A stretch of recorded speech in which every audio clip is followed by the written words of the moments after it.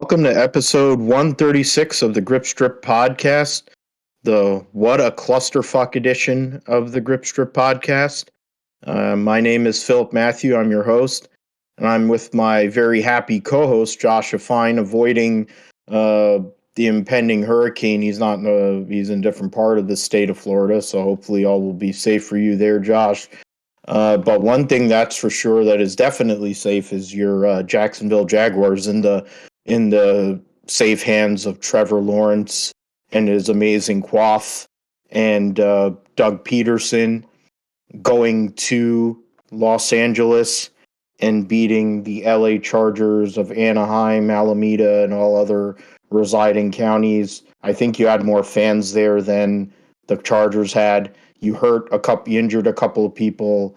It was definitely a beatdown of epic proportions, and in what was pretty grim day in other areas of sport and in motorsport. You had the one positive thing for sure with your Jaguars coming through with another victory and taking over the lead in the division. First time, I think, since 17. Yeah, of course. 2018, I guess, we had that 3-1 start before everything went down the drain there. But this turning out to be a great start to the year. 2-1 Jaguars going in and obliterating the LA Chargers, the San Diego Chargers, the Chargers, whatever you want to call them. This is a great time right now. We've had a lot of struggle the last 3.5 seasons, and now finally got some winning football here. And this is the biggest road victory since 2001, and then this is also the first since 2000 when they I guess 2 games in a row where they won by over 20 points. So yeah, just a great time to be a Jaguars fan right now. And yeah, another thing, the hurricane. Well, we're having the hurricane coming to Florida, impacting Florida this week at some point. Probably going to get, I mean, at least where I'm at, going to get a little bit of rain, and probably a lot of rain, but a little bit of wind here and there. Same thing in Jacksonville, more than likely. Maybe a little bit more wind over there. But had the hurricane come through, we shut out the Colts and we beat them in Jacksonville. Which both happened in 2017, and also we beat the Chargers in 2017 also. And guess what? We went to the AFC Championship game, and it's 2017 again. So that's what it's looking like here. Except this time, we got the quarterback to finish the job. We got the coach to finish the job, and it's going to be interesting to see how the rest of this year plays out. But it's an exciting time. But on the other end of it, the racing side, of course, what a clusterfuck. Charlie Foxtrot, for military people out there. This Texas race in the Cup Series especially, it was a complete mess, and it's got a lot of people questioning the leadership, officiating everything. So it's probably one of the worst races that we've seen in a long time. Probably since 2008 Brickyard. Playoff context wise, probably as far as cautions go, probably on a oval track, probably one of the worst ones since 2005 Fall Charlotte race. That one had like 20 cautions or something, and the same issues. Wasn't that the levigating? Wasn't that after they levigated the track? Smoke spun out leading, I think, if I remember. Yeah, and he was leading the points and too. He was leading the points, and then he limped out of there with the 25th. But that was this race kind of reminded me of that race there. But yeah, this race was really bad. But yeah, it's you got two ends, happy end within the racing side. But hey, I'm not gonna let the racing side affect the mood or anything like that. Let continue riding the high of the Jacksonville Jaguars' incredible start to 2022 here. Yeah, and Josh will be able to talk more about that here as we go on in the football segment, and then also we'll get into what was one of the stupidest races I think I've ever seen in my life. I mean, I was in and out of that deal. We're going to go and dive into it for sure. Texas Motor Speedway came through yet again, proving once again they're the worst racetrack, worst permanent racetrack in this country. It was absolutely terrible, this race, this whole weekend. Both races were horrible. Tyler Reddick ends up getting a victory. He gets knocked out last week out of the playoffs after a rough first round and getting announced that he's going to lose his ride, essentially being a lame duck, full-on lame duck situation at RCR. He basically goes and flips off Richard Childress and wins the next week, also getting back the victory that he should have had at Texas in his rookie year that Austin Dillon stole from him.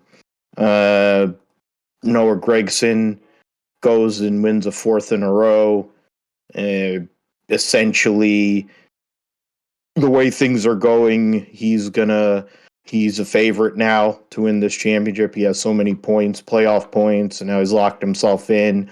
Next 2 weeks are free rolling for him, preparing to get to Vegas, home race, and try to go and lock himself into the Final Four. He doesn't have to worry about road courses. He doesn't have to worry about Talladega, though he can run all right on super speedway. So it's a good time for Noah Gragson and his great fan base after a fourth consecutive victory. Go back here. Got so many pages going on here. Yeah.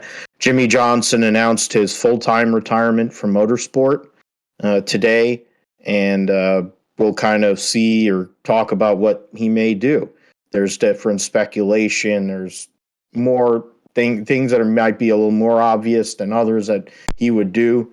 I think Le Mans is definitely on the cards for him, and Jeffy and Mike Rockenfeller in the Garage 56 car. But and I also, I guess, will, when it comes to taking a next gen car, I guess we're going to see what happens when you put one of the greatest minds that's ever crew chiefed a car in Chad Knaus running the build for this car, how they remake it and how they lighten it and do all these other things to go and make it a safer car and a faster car. And then maybe they'll use that as a blueprint for improvements, but that's really wishing, I guess, to use one of the greatest minds in history of the sport to fix a really effed up car with shitty parts and shitty tires. The Grip Strip podcast roundup, the GSP roundup, we'll get into Motegi, MotoGP, Moto2. This past weekend, Jack Miller won going away. Pecco Bagnaia crashes on the final lap, loses out on a few points. Then Moto2, couple Americans scored points there. One of them will be coming back to the United States to race, so something to look at there. NHRA saw two guys that won at the U.S. Nationals, two really close friends in Antron Brown and Ron Capps, two of my favorite drivers, win yet again. So they're gaining momentum. Aaron Stanfield also won in Pro Stock World Superbikes at Barcelona. Saw Alvaro Bautista on the Ducati take all three races and give himself a really good shot to win an elusive World Superbike Championship. Because I don't think he's ever won one, but whatever. I'll look it up later. Extreme E Copper X Prix was won by the X44 team, also known as Lewis Hamilton's team. They benefited in part from Rosberg's team, which has dominated this category since it's come along, not being able to make the final. The Ganassi team with Sexy Sarah Price was able to get back in to the final after getting eliminated in the heats. So they were able to race, but they didn't get as good of a finish as they wanted, but they're still somewhat alive in the points with one round to go in their championship. We'll talk about Petit Le Mans. It's the last race of the 2022 IMSA WeatherTech Sports Car Championship. There are multiple championship implications there, including in the DPI category. So we'll get into that, talk about who's in for that race. Rally New Zealand is this coming weekend, so we'll talk about that. Cali Rovanpera getting closer to a first World Rally Championship. We will also see Sebastian Ogier, I think, this weekend at Rally New Zealand. W Series comes back for the first time in a while. They'll be racing at Singapore. We'll get into football, as I said, Josh, with the Jacksonville Jaguars. We'll get to dig deeper into that. I'll go off on Jimmy Garoppolo, Kyle Shanahan, and just how bad it is to be a 49er fan on a week-to-week basis, and probably why I'm getting fat and my liver's getting worse after one of the most pathetic games I've ever seen in my life that they should have never lost, but oh well. We'll get into fantasy as well. Made a trade earlier today, so we'll talk about that. We'll also get into what we're looking at for next week with our specific matchups. The Niners will be playing next week during the show, if we do it on Monday, because they'll be on Monday Night Football hosting the LA Rams, the defending Super Bowl champions, at Santa Clara at Levi Stadium. Then we'll get into previewing Grand Prix of Singapore for Formula One. Max Verstappen getting closer to that first legitimate world championship, but what will we see behind him? Or maybe he'll be behind somebody. Maybe you can get really bold and hope for a miracle. NASCAR Cup and Xfinity will be at Talladega, and that we'll preview that. We'll make picks. And Talladega Super Speedway means the Tate Fogelman algorithm comes back out of hibernation.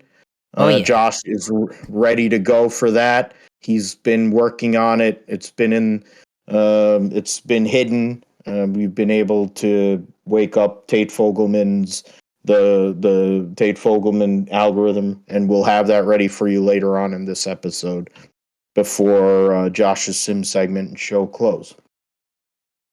Let's start with the Auto Trader Echo Park Automotive 500. The name of the race is as long as the race was. It was I think it was probably the longest race since a 600 that we've had in many, many years. 4 hours, 21 minutes. I don't know if that includes the time that they had down because of the lightning and the rain, but Tyler Reddick takes the victory after getting knocked out of the playoffs, led the last 23 laps of the race, and basically from lap 281 to the end, he led all but one lap. So Tyler Reddick showing that, he didn't have pace in the stages. He wasn't up front early. He did have pace in qualifying, but Tyler Reddick, in a lame duck situation, wins his first oval race in the Cup Series and beats Joey Logano, who's still in the playoffs. Justin Haley started 31st and finished third. Ryan Blaney, fourth.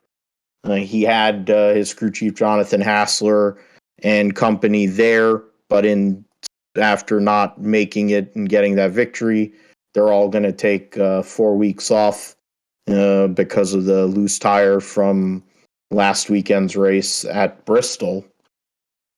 Chase Briscoe from 30th to 5th with quite possibly the worst car that was in the racetrack for a competitive team. The car was absolute dog crap. I think my Kia Optima was faster than his car. But he finished 5th, so I have to look it up, but I believe that's his first top 5 since the 600. I kind of feel like that's his first top 5 since the 600, but I'll check it in a minute. Eric Jones 6th, William Byron 7th. He had a good car, led 5 times for 42 laps. Logano led 6 times for 15 laps. There were a lot of leaders. There was 36 lead changes amongst 19 drivers. That sounds amazing, but it wasn't as amazing as you'd think. I mean, you had 25 cars on the lead lap. And I mean, only of the cars, there's only 7 cars that fell out of the race, which is insane to me. Was it Byron Keselowski qualifies on pole? Kyle Larson won the stage. Blaney won stage 2. Larson won stage 1.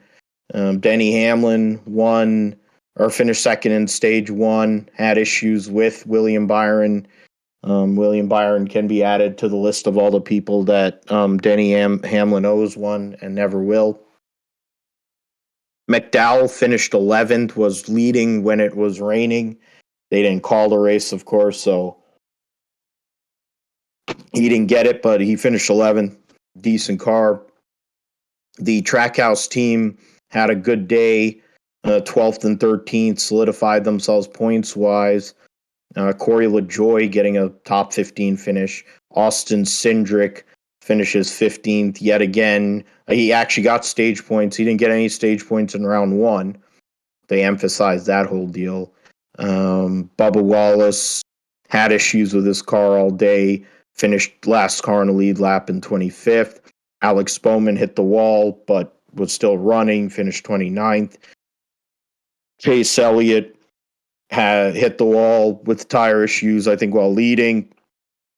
Finished 32nd, and Christopher Bell had multiple issues with his Toyota and finished 34th.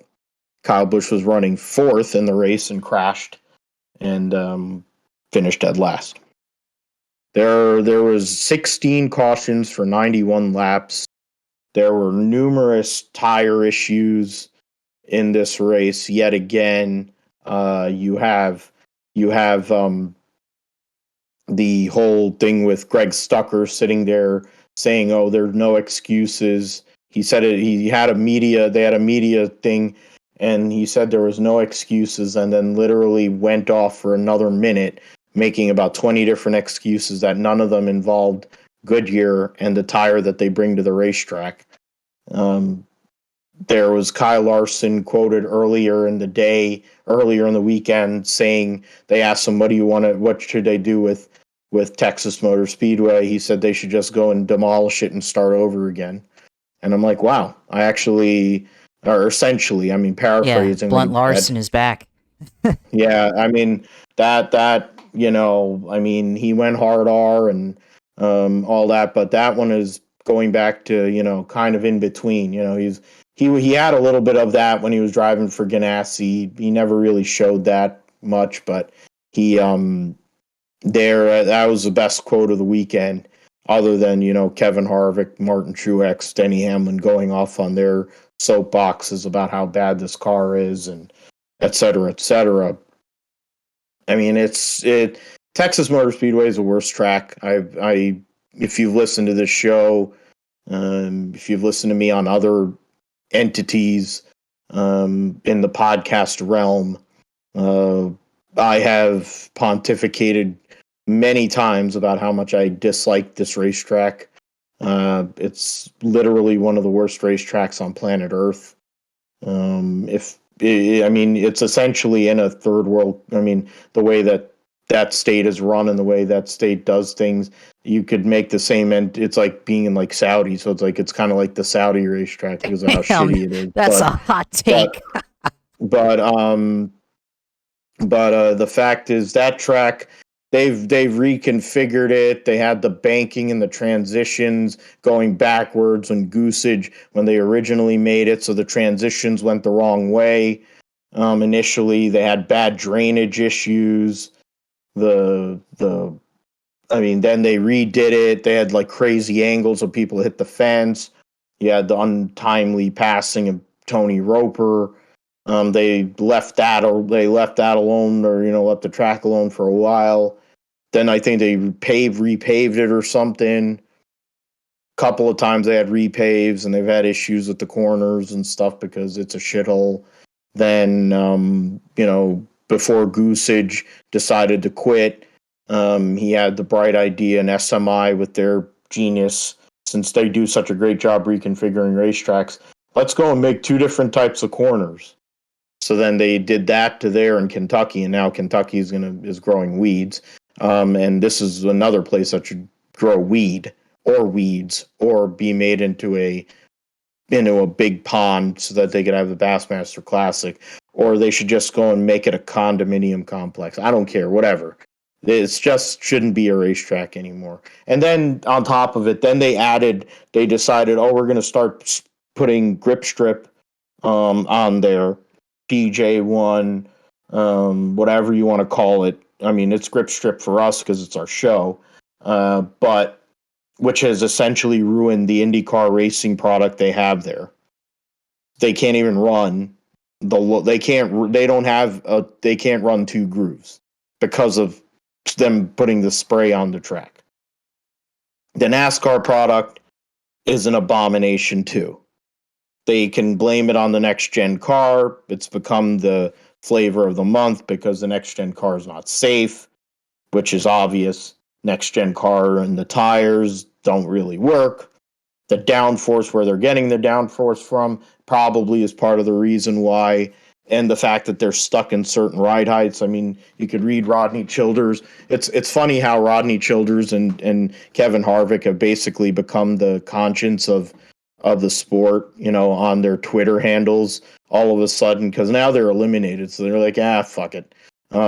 We have to follow through in Tony's in line with Tony Stewart, and basically, somebody has to be the truth tellers in this sport with how bad it is.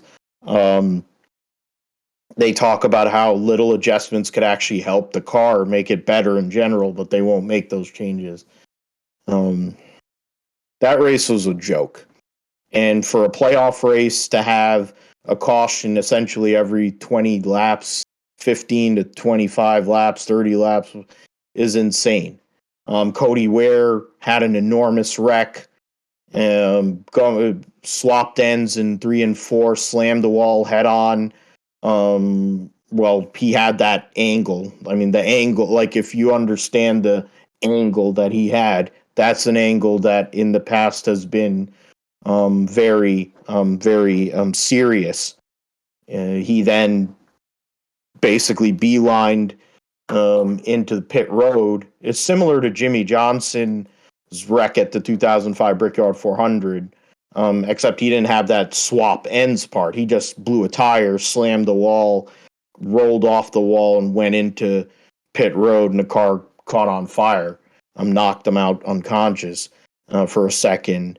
And that's essentially where Cody Ware was, where he couldn't even get out of the race car. It was bad. And they didn't give up any real, they didn't really make any announcement on injuries or anything if he had any, but it didn't look good. Similar to Tagovailoa yesterday, when he was basically wobbly and couldn't walk and was having to be held up by his offensive line. He goes into the blue tent, and like 2 minutes later, he's back out on the field. It was similar to Deebo Samuel going into the blue tent for like 20 seconds, but the difference is he wasn't knocked out wobbly. I think he had some sort of leg or ankle situation. So with all of that, Josh, credit to Tyler Reddick. Considering his circumstance and situation, it proves how good of a driver he is. And it's a shame that Richard Childress, in his own ego and his own arrogance, is going to waste a talent like that. And I think Tyler Reddick already saw the writing on the wall, and he's like, I'm never going to go anywhere here. And Denny Hamlin pursued him. Toyota pursued him. They're like, we want somebody like him in one of our race cars. You look at the way Toyota's now kind of angling themselves with the likelihood of Keebler Gibbs being in the 18 car and Christopher Bell, longtime Toyota driver. They need to have young talent, and he is a guy that they can build around. And it's a loss for Chevrolet, that's for sure. He was a loss for Ford, too, because he drove for Ford prior to that with Brad Keselowski Racing. So credit to Tyler Reddick. In a clusterfuck race, he made the most out of that deal for sure. Yeah, I mean, he made the most out of it. I mean, think about it. This race is basically Russian roulette in a way. It's just whoever pulled the trigger and there's no bullet in the chamber, you survived. And then, you pull, you die when, you blow the tire. So that's what it was. Is basically whoever had the lead. It was a game of Russian roulette there. Um, it was really sad to see just the leader just popping a tire out of nowhere. And really I feel like it's more of a, combination of factors and things. You have the tire design from NASCAR that they mandated this year with the new car, where, low profile tire, no inner liner, and then you have the tires themselves from Goodyear, who's never had a good track record, since the last 20 years or whatever. And then you have the teams, not that they're wrong or anything, but they have, they're trying to push the limits and stuff, and some teams went more aggressive than others, but there's a lot of factors, but I think the team's factor, I guess, the setups is probably the least contributing factor to that. So, out of the three, that one has the least impact on the tires and things compared to the car design or the wheel design, and then the actual rubber compound that makes up the tires. So, just the Goodyear hasn't been able to do that, and the NASCAR with their design. I don't know. I guess like why did we have to go to low profile tires here? For this, like, what was the thinking behind going to this type of wheel and tire? And they talked about it. With, I guess, in previous other podcasts. Junior talked about like why they go to a wider tire, why they go to larger contact patch and everything, and that's another factor into it. But yeah, the tire design, I guess they have more questions about it than answers right now, and yeah, there's just not a good look when half the field crashes and leaders crash after 30 laps. Like, there's no guarantee whether you're gonna make it or not. So um, yeah, just a lot of investigation that needs to go around. And then earlier today, on Monday, Justin Marks went and tweeted out, said that uh, he said, this new car is the most radical change in the history of NASCAR. Perfecting his performance and safety is going to be a process. We cannot assume perfection right out of the gates. This comes from an owner whose parts expenses in order of magnitude more than budgeted. And that's kind of true. Yeah, there's always going to be kinks and stuff. It's not perfect. And yeah, this is the most radical design because, we've basically thrown out the stock car formula, tried and true since, 1948, although the modern NASCAR design's derivative of the 1965 Ford Galaxy, um, from that era, and the solid rear axle and all that stuff. And now we're basically going to not only a road car, but now it's more of towards the open wheel side. You have toe links now, and I hadn't heard of a toe link in a race other than Indy Car, so and any other races like that. So road racing style car, and you're basically putting it on an oval, and um, when you hit the wall in an oval with you have toe links and stuff, then obviously those get broken, then you have to come to the pits and repair that. Although maybe it's survivable. I mean, some of the impacts we've seen have been somewhat survivable, and everything. But then from that tweet, Justin Marks said, Chase Elliott replied, with the experience and knowledge gained since 1948 and technology we have in 2022, should never take steps backwards in any area with a new design. And yeah, I think that's correct also.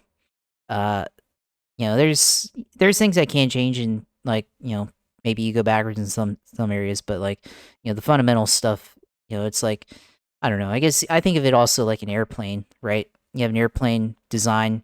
There are certain things you can't like just throw out the window and be like, oh yeah, we're gonna go to this new technology, and everything, because obviously, it's not going to work, and there's going to be differences and things that with the new design for thing that we don't know actually worked or not.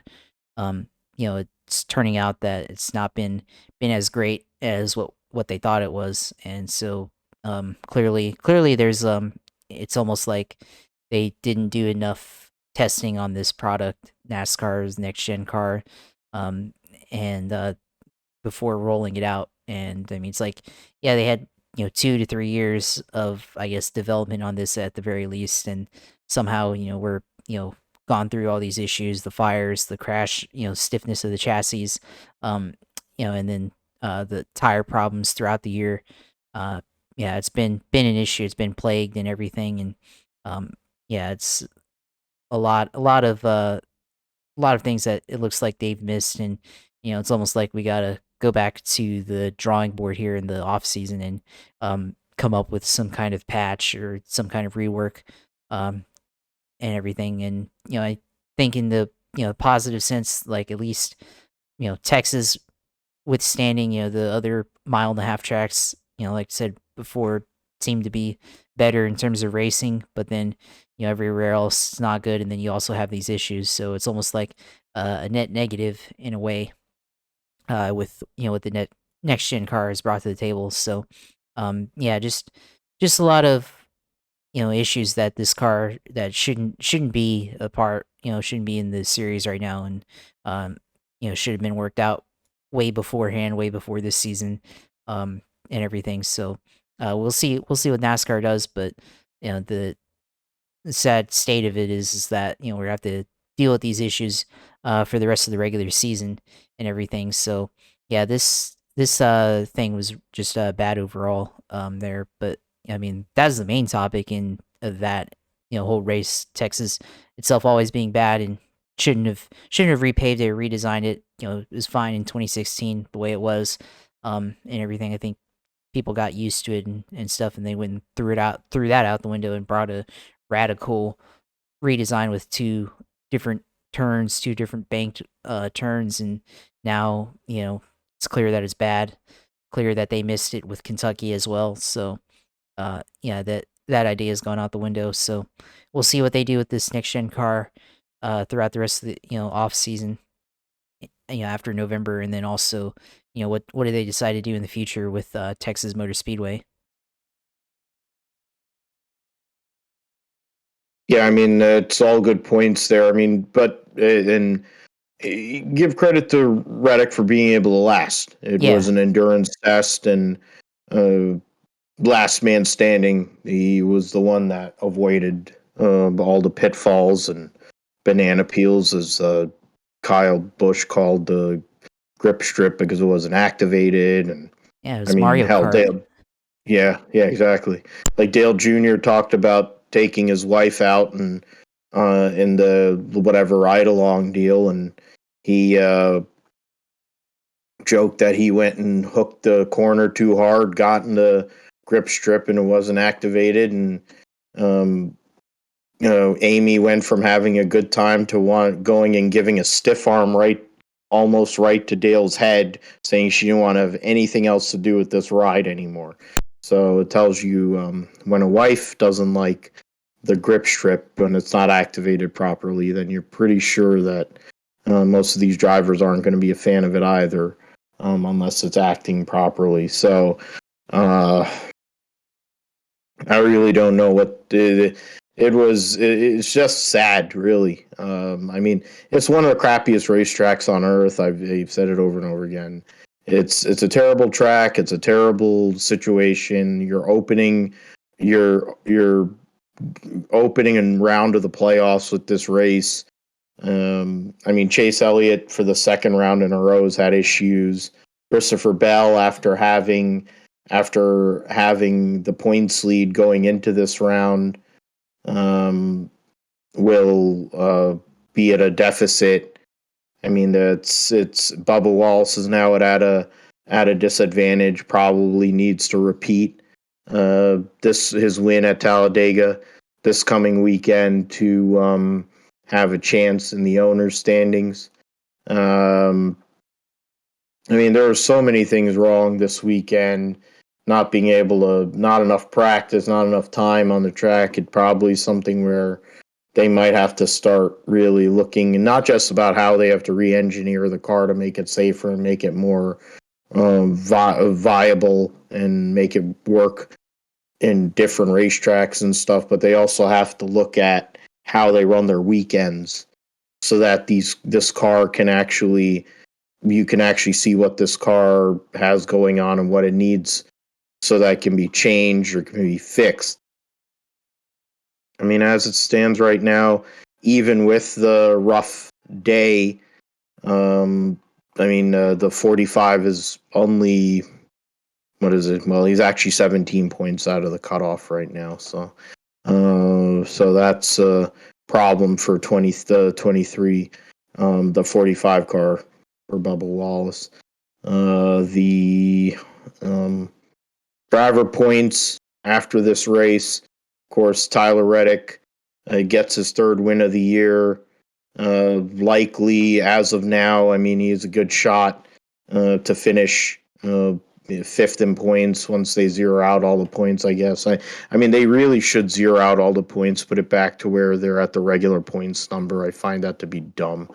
I said that last week, but it's still the truth. Reddick gets his third win of the year. Logano takes the points lead going into Talladega by 12 over Chastain, who won earlier this year. Byron is 12 points behind, and Byron's 13 behind. So Kyle Larson 14, Ryan Blaney 15. So 4 drivers separated by 3 points. Those guys are in a little better situation. Then you have a group, Denny Hamlin, Daniel Suarez, and William Clyde Elliott II, who are 22, 26, and 26 points behind. Elliott is the cutoff right now by 4 over Chase Briscoe, who is 9th, 30 points behind from the lead. Austin Cindric is 37 points behind in 10th. Christopher Bell and Alex Bowman have some issues. They're going to have to put together some good runs here the next 2 weeks for points to play a role. Either way, that the unfortunate incidents for both of them at Texas early in the day have put them at a deficit. And in the case of Christopher Bell, kind of shows the flaws in the system, where he had done such a great job in the first round of the playoffs and basically got thrown out. It goes back to like when they had the 10 race system, and I think it was a better system. Granted, Jimmie Johnson won 5 consecutive championships in said system, but that shows how they analyzed and what they did to make things work. Going into the Xfinity race at Texas, there wasn't a whole hell of a lot there to discuss. Noah Gragson wins his 4th consecutive race, joins Sam Ard. Legendary status there for Gragson.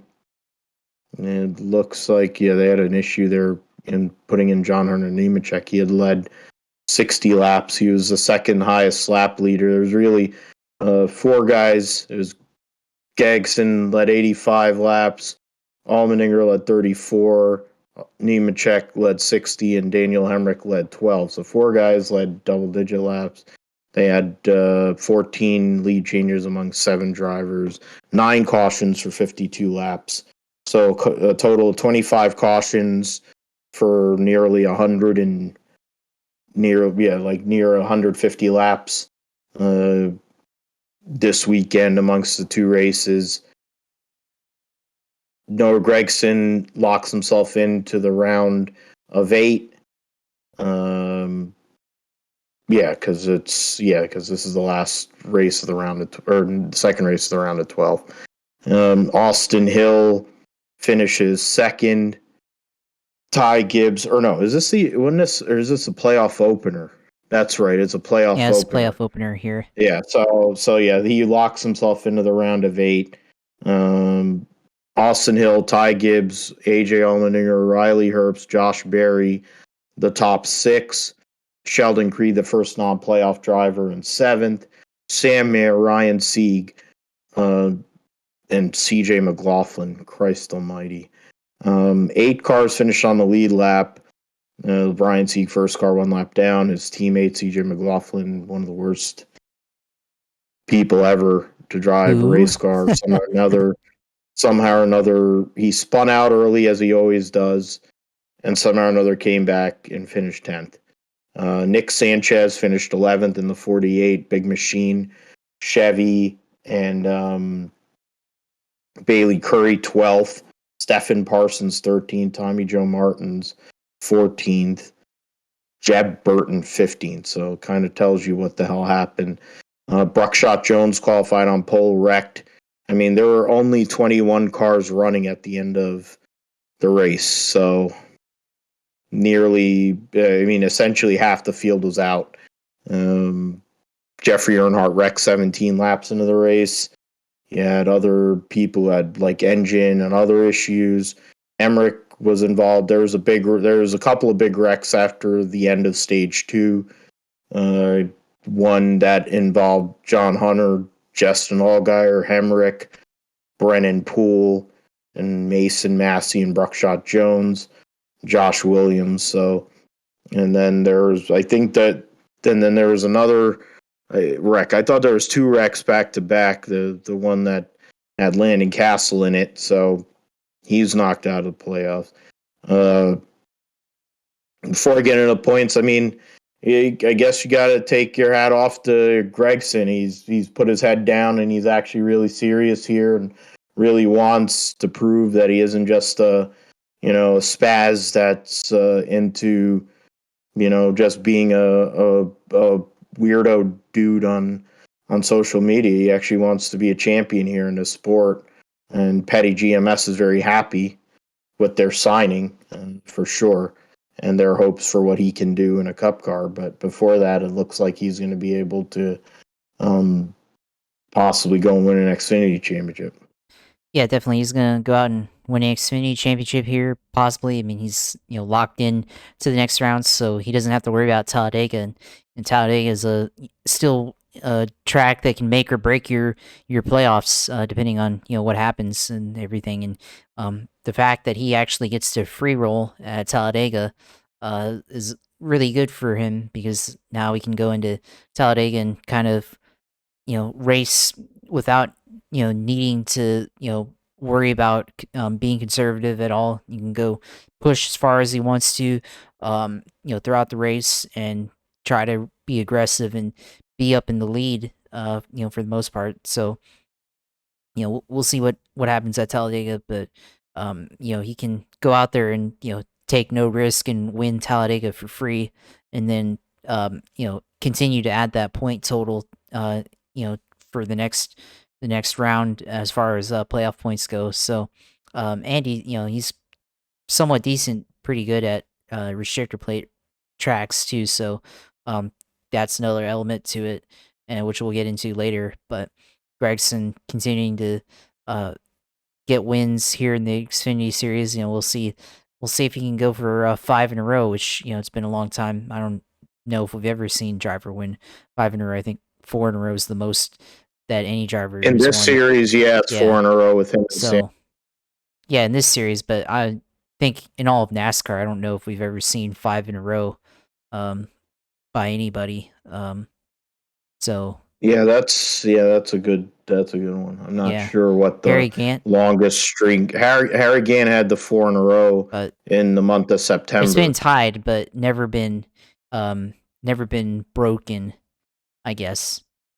So we'll see. Yeah. We'll see what happens. But Noah Gragson there. Good run for Austin Hill. Riley Herbst, top 5, but he's on the bubble to make it into the playoffs. He's 1 point outside from Ryan Sieg in 8th place. So very tight there.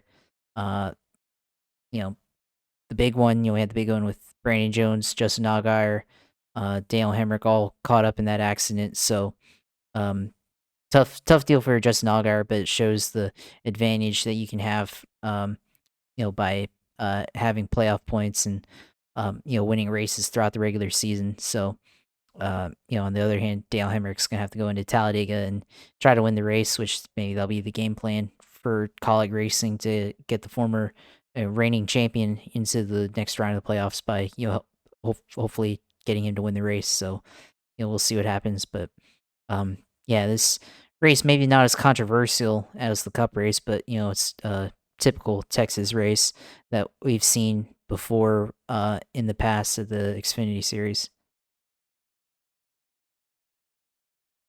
Yeah, typical boring bullshit, and it's a track that really just needs to be closed or blown up and redone again. And I was just looking through the statistics. Is just going back on the Cup side. It is the first for Chase Briscoe. It's his first top 5 since the Coca-Cola 600 that he threw away. So that is pretty crazy. I mean, he had a decent first round, couple of top 15 finishes. Good qualifying. Oh man, he was going for it there. And watching Aaron Judge trying to get number 61. Driver points entering Talladega. Of course, Gagson has locked in to the next round, so he's got no problem. He's got a, what is it? 6, what is it? He got 30s, 3, 23, 18. An 18-point lead? Yeah. 18-point lead on Ty Gibbs in regards to playoff points. So something to look at for stages and all. He's won way double the amount of stages of anybody else, really. Or actually, Allgaier's the only one close. He's got 5. He's 5 behind. So the playoff point battle is amongst those 4. The 9, the 16, the 54, and the 7. Allgaier had his issues, but he's still solidly in, 53 points behind of the leader. The cutoff is pretty close. Sam Mayer is tied with Ryan Sieg. That's 72 points back. And then Riley Herbst is a point behind that. And then you have Daniel Hemrick, who is in 10th. 8 points back. Brandon Jones is 13 back. Jeremy Clements had issues with the battery and is right back where he was at Daytona, essentially needing a miracle to make it into the next round of the playoffs. So you know what he's going to be doing. He's probably going to hold back, run in the back, try to see what the carnage is, and maybe come through. Like most of these races have become. The owner points, 9 car also is in the lead, the 16, 54, 21. All mirrors, 8, 7, 1. The 98 is 8th. The 18 car is 9th. The 11, 19, and 51 are the 12. In this playoff, another strikeout for Aaron Judge. Oh, well. So the only one that is in the owner points playoffs in the Xfinity series that's different is the 18 Joe Gibbs car. That car is 8 points out of the cutoff position, which is held by the 98 car. So we will see what happens with that. Before we move forward into the roundup, got to talk about Jimmie Johnson announcing his full-time retirement. Of course, 84 wins, 7 championships in the Cup Series. Decided to kind of pivot in post-NASCAR retirement and run sports cars and Indy cars.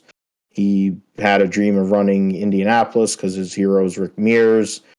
And he got to do that this year. He ran the full Indy car calendar, ran well at Iowa Speedway. It reminded me of Jimmie Johnson of old. And I mean, Josh, you would pick him a lot as a wild card guy. And he showed his mettle on the ovals. And honestly, I think with time, maybe youth, Jimmie would have been just fine. But when you're as great as he is, and you're nearly, your career is basically made, and how many risks are you really willing to take to, and that's one aspect of it. But I also think just to be able to compete in that series, how tough that series is, and to be coming in new at age 46, it really asks a lot of him. But he did all right at times. He also ran the sports car, the Cadillac DPI. He'll be in it this weekend at Petit Le Mans. So, I mean, it's something that he's been flirting with victories in these major sports car events, and now he's going to get to go to one of the races, bucket list races he's always wanted to go to, more than likely, the 24 Hours of Le Mans. And I mean, I also think that he'll be around for at least a couple of races next year in Indy Car and NASCAR. He might be making an appearance at a Cup race or some other NASCAR event here next year, because he'll be a little bit more readily available. So we're not going to see Jimmie Johnson fully quit, but we're not going to see him as much as we have for, I guess, the last 20 years, 25 years, I guess, in the sense of his career, being that he came from off-road racing in 97 was when I think he moved over to stock cars and ASA. And from then on, he's been in the limelight, basically. And he's taking it, he's slowing down a little bit. Might be taking his family abroad as well, which might be something to see what happens with that. Might do WEC. It seems like that might be something that might be in the cards for him. LMP2 might not be such a bad idea in that sense. I guess he would be considered a platinum at the moment, but if he waits a few years, he'd be a silver. So, if they want to emphasize a super silver, I would think Jimmie Johnson would be a super silver at that point. But yeah, one of the greatest drivers in my lifetime that I've ever seen. His dominance in NASCAR with Chad Knaus, undeniable, one of the greatest combinations in the history of the sport. Changed the game, changed the way a lot of people have to do things. Once the sport started making certain changes with the cars and other aspects, and they kind of got away from both him and Chad, we didn't see the same kind of productivity. But he's still a legend. He's still one of the greatest ever. He's still one of 3 people that's won 7 Cup championships. So, and he's widely respected across multiple formulas of racing. So that I think speaks a lot to how great Jimmie Johnson really is, Josh. Yeah, I mean, of course, he's always been a great driver, and I mean, this retirement announcement shouldn't really come as a surprise. I mean, it's basically a second retirement because he's already retired full time from NASCAR racing, and now he's basically retiring full time from IndyCar racing, and not a surprise there. Thought maybe he would try to go for another full time year, but maybe he decided with the way he's ran on the road courses, it's a good experience and everything, and he definitely had a good challenge with it that it's not worth doing full time, and we just focus on, if you want to still continue to compete in IndyCar but remain competitive, it's better maybe to consolidate and go to possibly an oval only schedule, and hopefully he decides to go and run the Indianapolis 500 again next year. You know, he ran Indy earlier this year and had good speed in the month of May, I felt like, but then of course, went and crashed towards the end and struggled with the handling all day in that race. So hopefully Jimmie Johnson goes out and decides to do the Indianapolis 500. There was talk, I guess they mentioned the possibility of doing the double, so doing the Indianapolis 500, then flying to Charlotte and doing the Coca-Cola 600. So there's that possibility. and everything, and then of course running Le Mans again or for the first time. So we'll see if that happens. Curious to see if he decides to go out and run in the Rolex 24 once again. Probably would be good practice for for the Le Mans 24 hour. So we'll see. No reason why not to. He's still going to be backed by Ally, and Chad Knaus is going to be there. I think because I think he's part of that effort there with Action Express with Hendrick. So we'll see what happens. If he ends up running the Rolex or not, and then later on in the year, what else he decides to do. But yeah, based on his performance in IndyCar on the road courses, I think originally he probably would have just done the road courses, but then with the persuasion of others, went and did add the ovals to his schedule. So got a taste of everything in IndyCar, and now likely to see him a couple more times in ovals and everything. So great career overall. One obviously one of the greatest of all time to ever do it. So no complaints on seeing him retire like this, and not a surprise to see say he's going to retire full time from IndyCar racing. So we'll see how long he lasts competitively. He's obviously going to be jumping around and trying different things, but we'll see how long that lasts. If that I'm sure maybe only a couple of years or a year or two, and then maybe he decides to completely quit from racing and withdraw and live a life full time wherever, and doing something else in Colorado, or just going around the world or something like that. So a lot of opportunity though this next year for him to go out and try different events though. Yeah, it's something now with the Carvana, with Ally, with a lot of he has a great group of sponsors, so it's not money is definitely not an issue in regards to sponsorship with Jimmie. Also, with the amount of money he's made, honestly, I think he could fund a ride if he really had to. The Chad Knaus connection, of course, with the Garage 56, I think seems very likely. Jeff Gordon coming out of retirement, in a sense, to drive a Porsche Carrera Cup race, having Ray Evernham be his crew chief. So they're just trying to bring it all back together with Hendrick. Rockenfeller driving a Hendrick car at Watkins Glen. I think all those pieces kind of put it all that all three of them will be racing. I assume that they would, amongst the changes they put to that car, would be a door. If anything, I don't think they want to save time in regards to driver changes.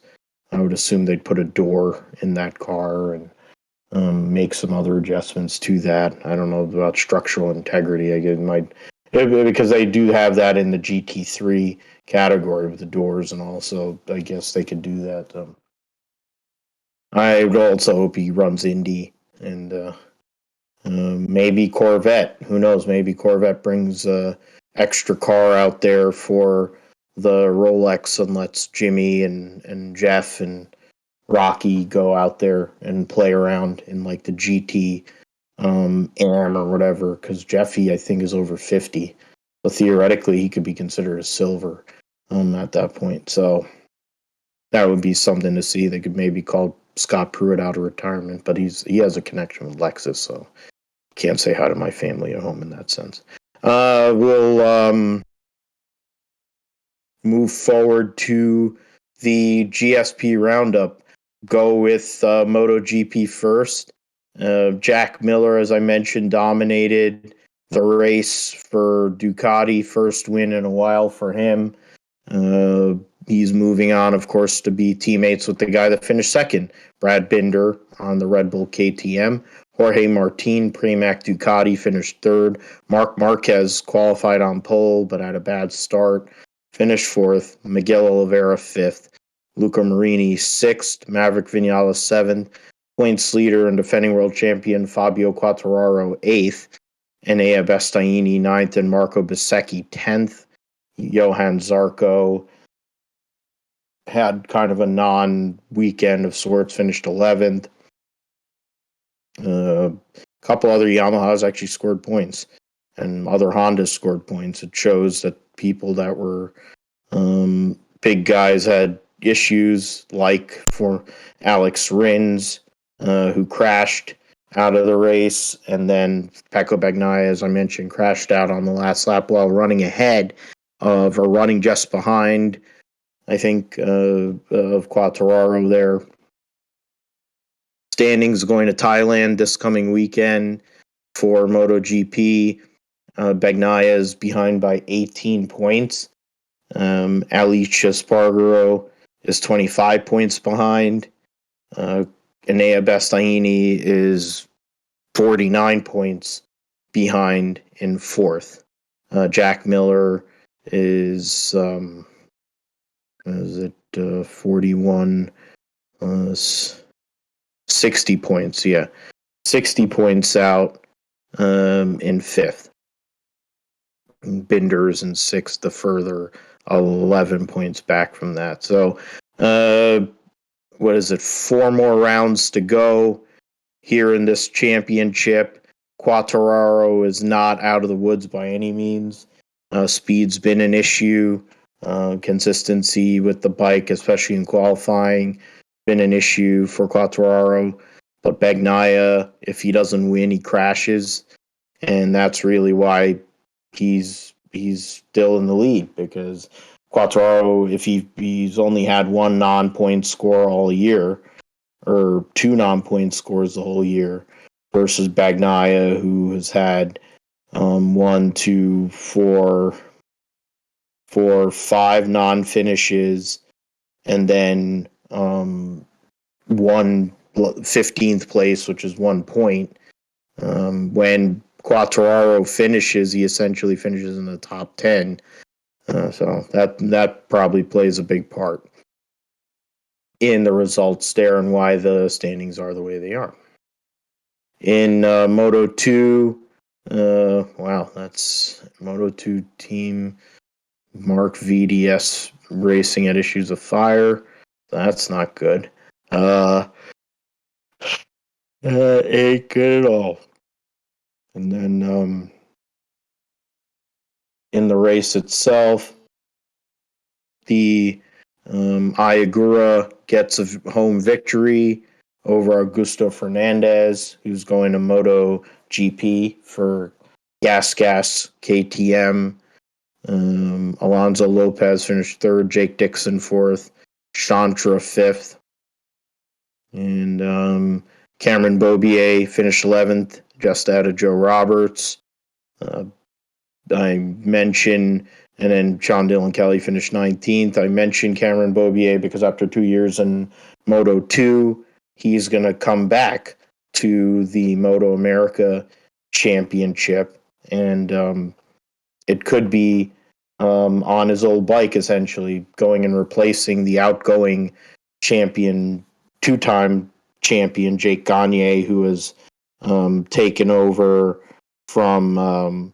who took over his ride, essentially, and has been able to win 2 consecutive titles. He was able to beat former MotoGP rider, and will be a rider this weekend for Suzuki, actually, Danilo Petrucci. He beat him this year for the championship, and it was a hard-fought battle between those 2 riders. So that's something. Jake Gagne might be going to World Superbikes, which would add another Yamaha to the equation, which would be good. Another American on the grid, since Garrett Gerloff will be leaving the GRT Yamaha team to ride for BMW. So there'll be 2 Americans on the grid. That would be nice.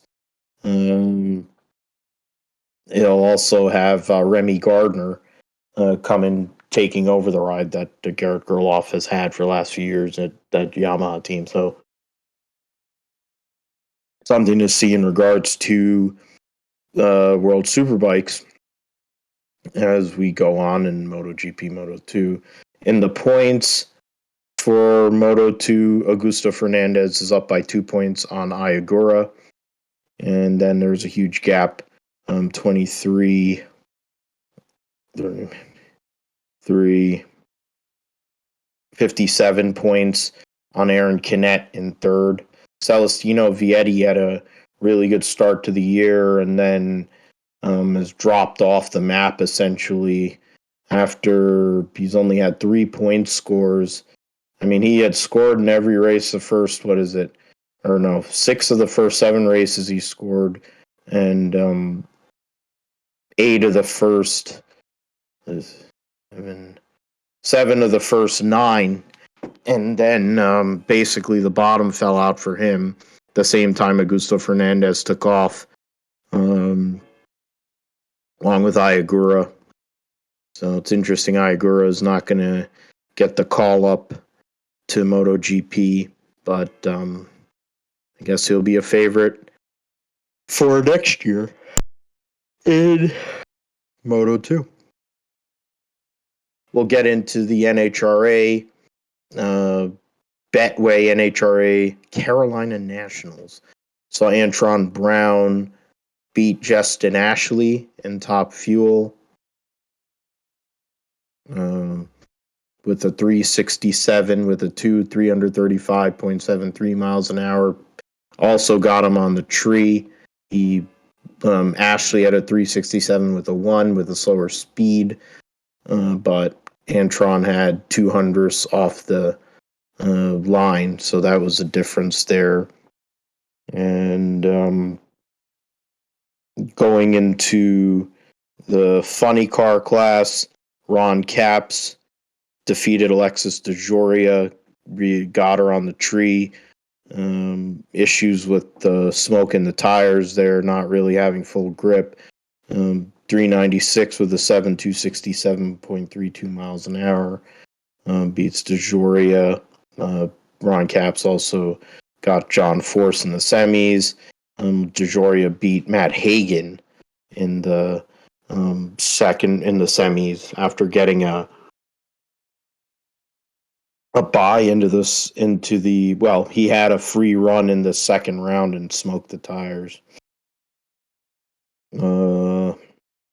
Pro Stock saw Aaron Stanfield beat Matt Hartford.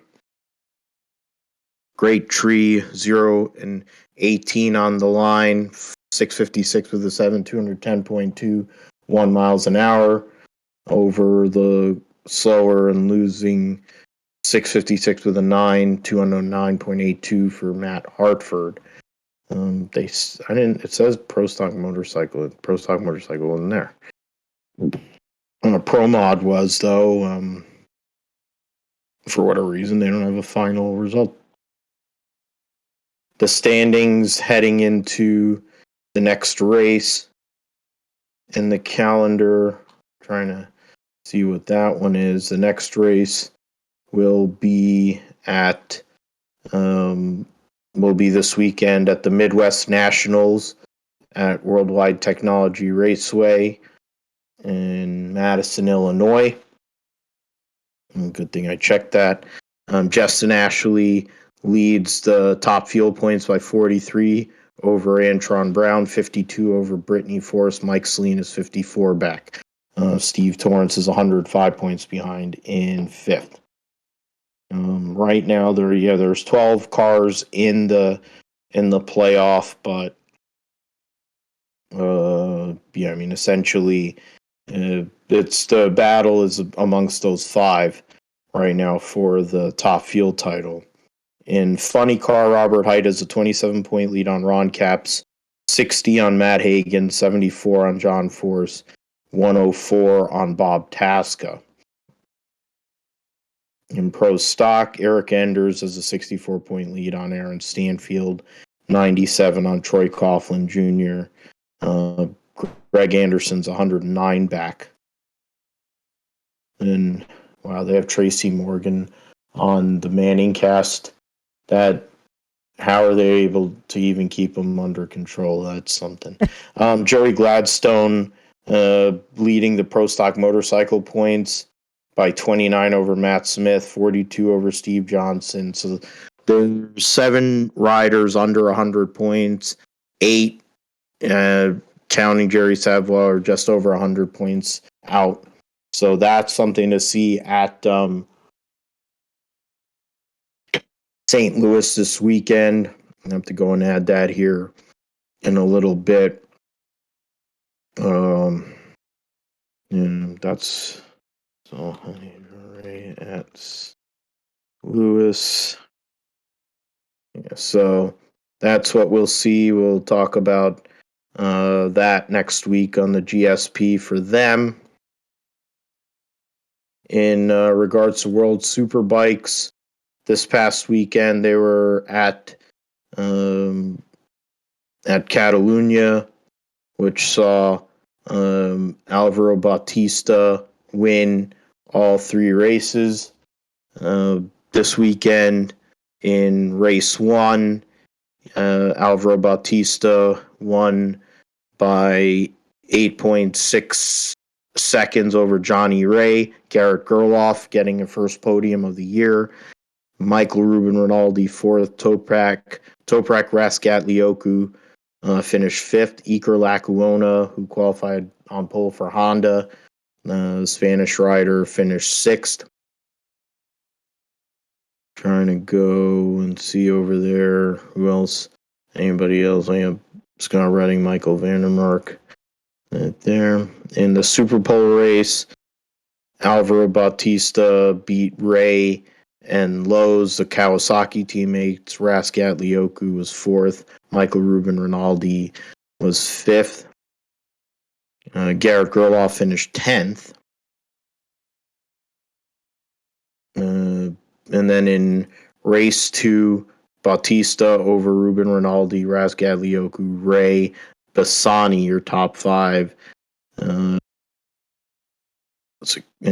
Garrett Gerloff crashed on lap 11 out of the race there. So unfortunate accident between Alex Lowe's and Scott Redding at the start of on the first lap. So bad deal for both of those guys. Next race for World Superbikes will be in Portugal at the Algarve.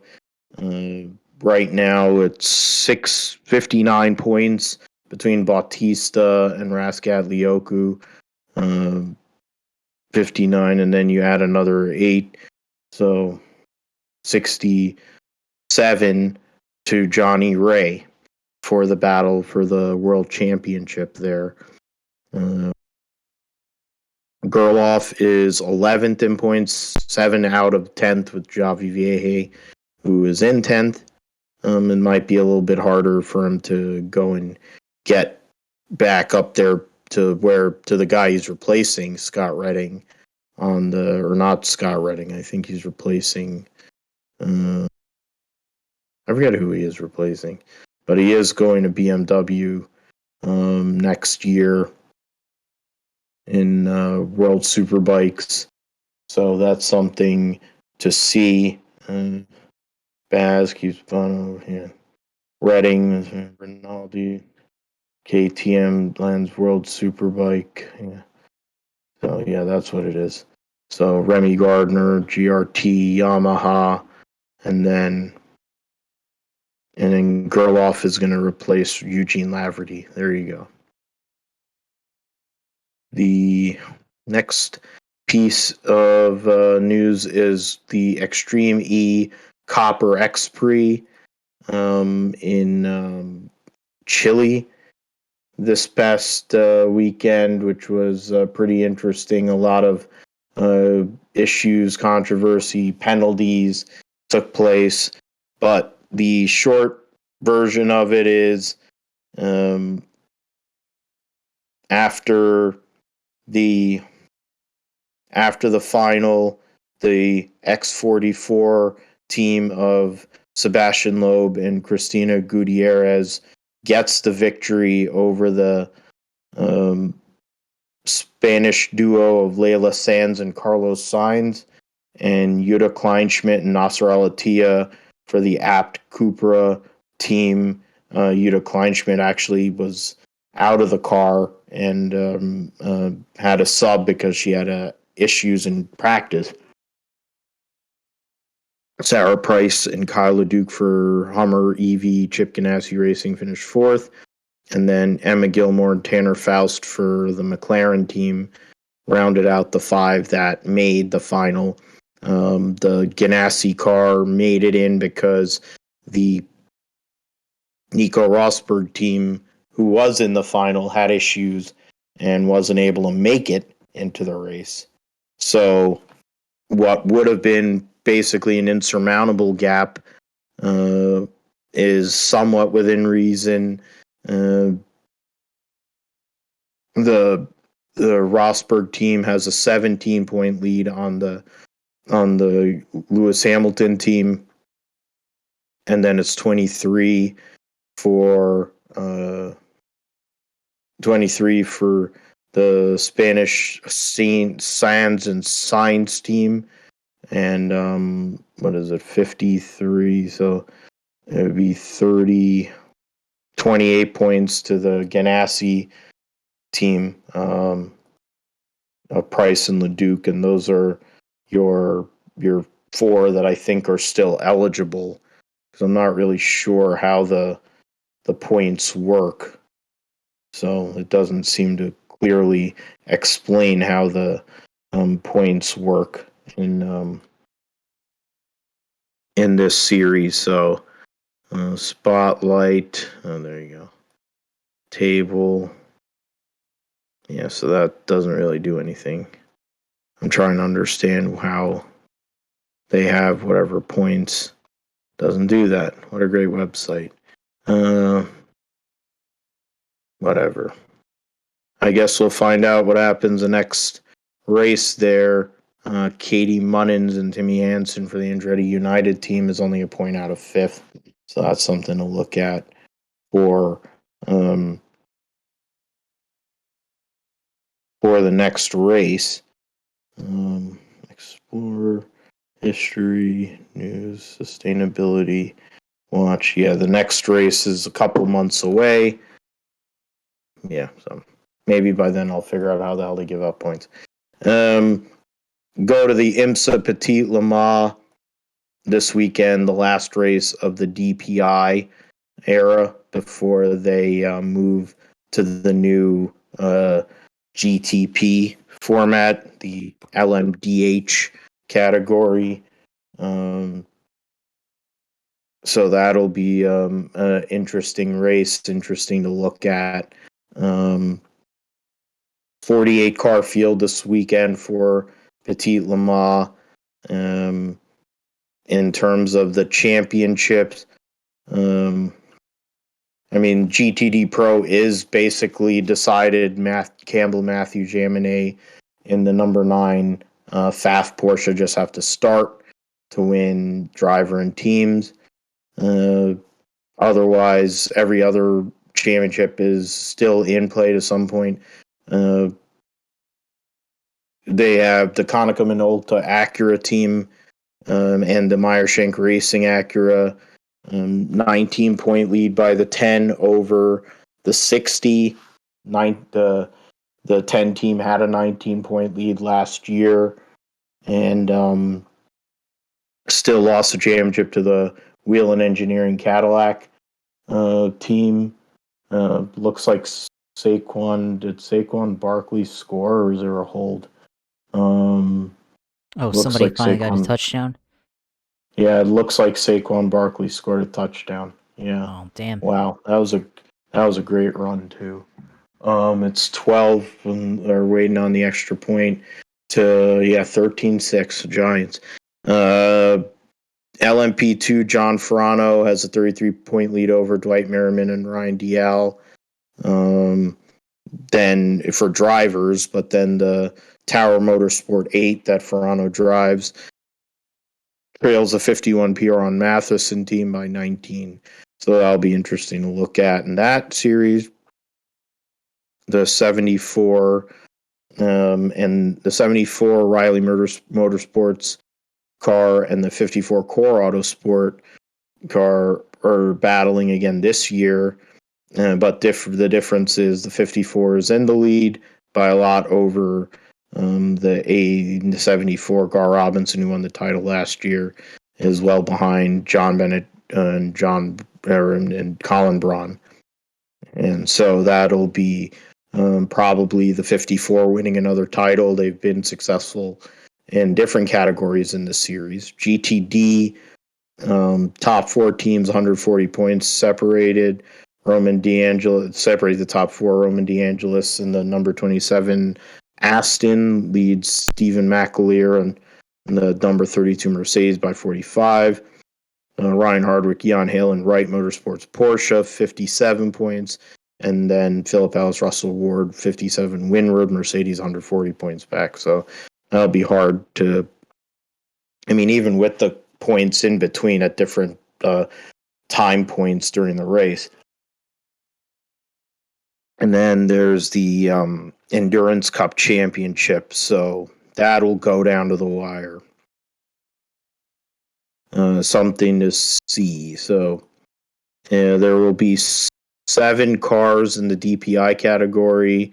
The 0-1 will have Renger van der Zande, Sebastian Bourdais, and then Earl Bamba, and Alex Lynn in the 0-2. There's 5-car JDC Miller. Last race for them as a Cadillac team. There'll be a Porsche customer team starting next year. Tristan Vautier, Richard Westbrook, Loic Duval.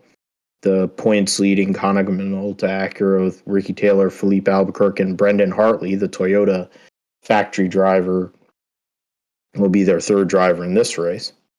31 car Olivier Pla will move in.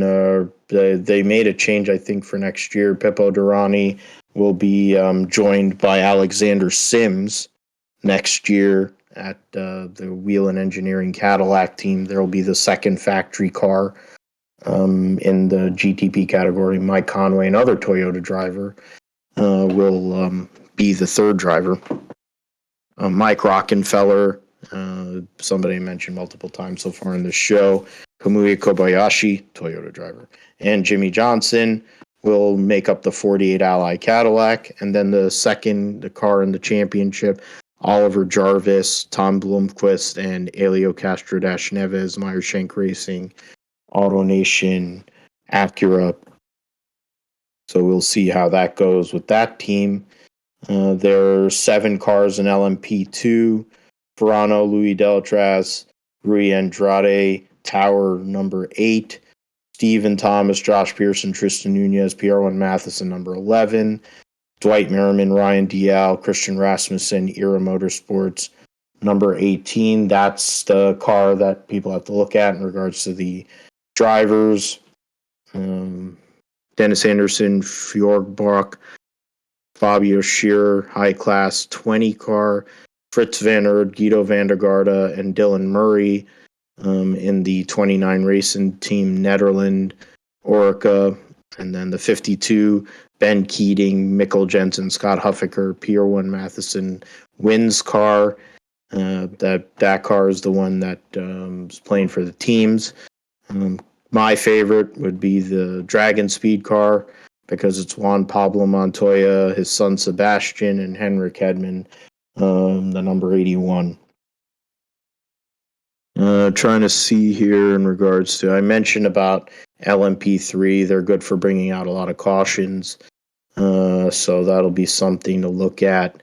There's 11 cars, so that'll be one that when it comes to cautions and also traffic, you have, look through here, 3 of the Sean Creek Motorsports, the Andretti Autosport, Jared Andretti, Gabby Chavez, and John Bennett Conbron, George Kurtz, Core Autosport team.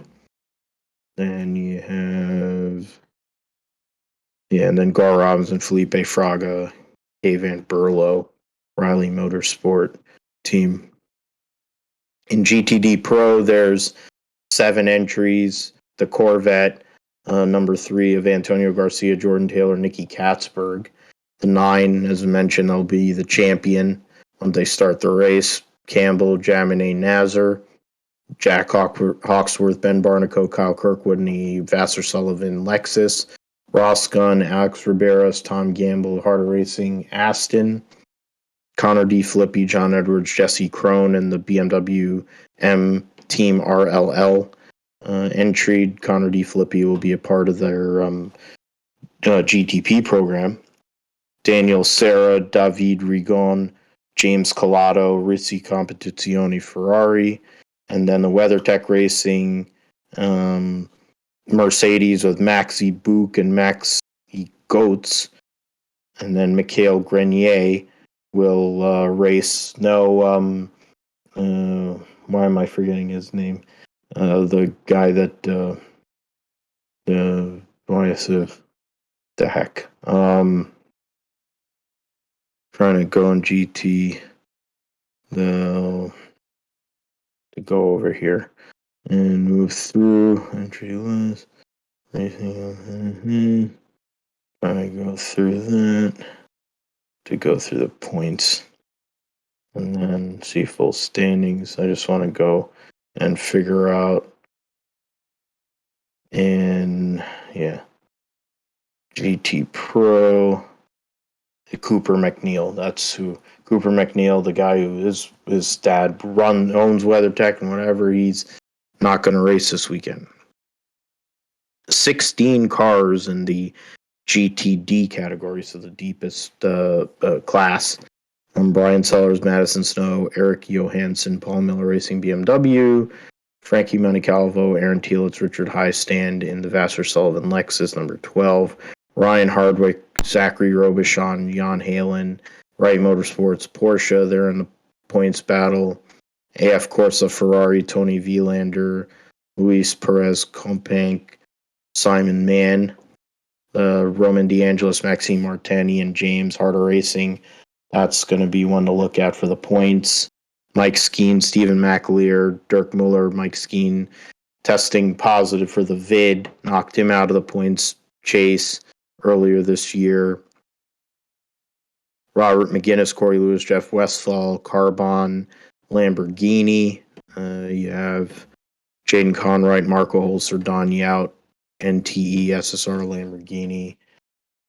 John Potter, Andy Lally, Spencer Pumpelly, the Magnus Racing Aston Martin. The Satellar Racing Ferrari, which was basically a moving chicane earlier this year at the Rolex. Russell Ward, Philip Ellis, Marvin Dienst, Windward Racing Mercedes. I think they named drivers for that Crucial Motorsports McLaren, at least one, but they don't have it listed here. Kiffin Simpson, Tell, Bechtel, Scheimer, Mario Farnbacher, Gradient Racing Acura, and Dallas scores. So now you have a real game. Brendan Uribe, Jordan Pepper, Seb Prio, and then Inception Racing McLaren. The Turner Motorsports BMW, Robbie Foley, Bill Oberlin, Mike Dinan, and then Rob Furiel, Catherine Legg, Nick Boulier, Team Hardpoint, Porsche make up your 48-car grid at Petit Le Mans. Our Rally New Zealand coming up this weekend. As I mentioned, Cali Rovampera is the championship leader going into this weekend's race on the strength of 5 wins, but he's had a rough go of it last couple of races. He's 53 points out of Otanek, former world champion. Thierry Neuville's third, Efren Evans fourth, Katsuda is fifth, so 3 Toyotas, 2 Hyundais. The best Ford is Craig Breen in sixth. Sebastian Loeb has only ran, 4 rounds this year. He won, of course, Rally Monte Carlo, and then he's retired from 2 out of the other 3 races. Ogier finished second to Loeb at Monte Carlo, and then finished 4th, I think, at not sure which rally that was. Looked like Kenya. And then otherwise in 3 races he's run this year. So something to see. We'll see if Rovanpera, there's only 3 rounds to go. So if he can have over a 55-point lead or thereabouts, because they have the bonus points at the end of the stage. So I think it's like if he can have a 55-point lead at the end of this race, he'll be the world champion.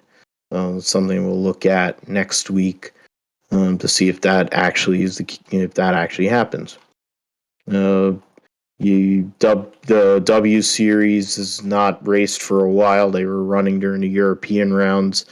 They are now back this coming weekend with Jamie Chadwick up by 32, 75-point lead over Alice Powell and Betske Visser. Abby Pulling is 4th. That's really those 3 drivers behind Chadwick. That's really the battle for 2nd. That's the interest. Balin Garcia, Neria Marti, Emma Kimalainen, they're racing for 5th. I think if you finish in the top 12 of the series, you are allowed to continue the next year. So that's something to look at. There is 12th is Bruna Tomaselli. She's a point ahead of Abby Eaton. Chloe Chambers right now is 16th with only 1 point, so she'll need some more points here if she wants to advance and continue. But she had a Formula 3 test, so maybe there's an opportunity for her there. This will be the first of 3 races here in a span of a month to end their season. They'll run at Singapore. They haven't run since running in France and Hungary back-to-back. Then they'll run the U.S. Grand Prix weekend at Austin and Mexico City to end their 2022 season.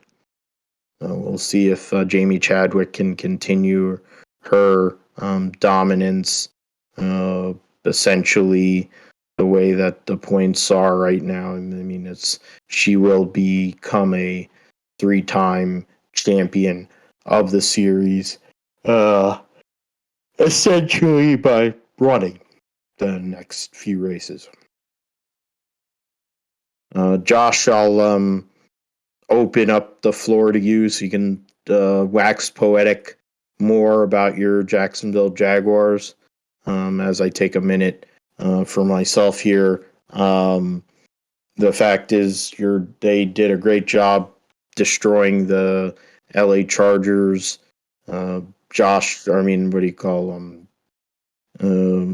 Herbert has had a rough start to the year in regards to injury, broken ribs and all. Offensive line's beaten up. He lost his left tackle during the game on Sunday.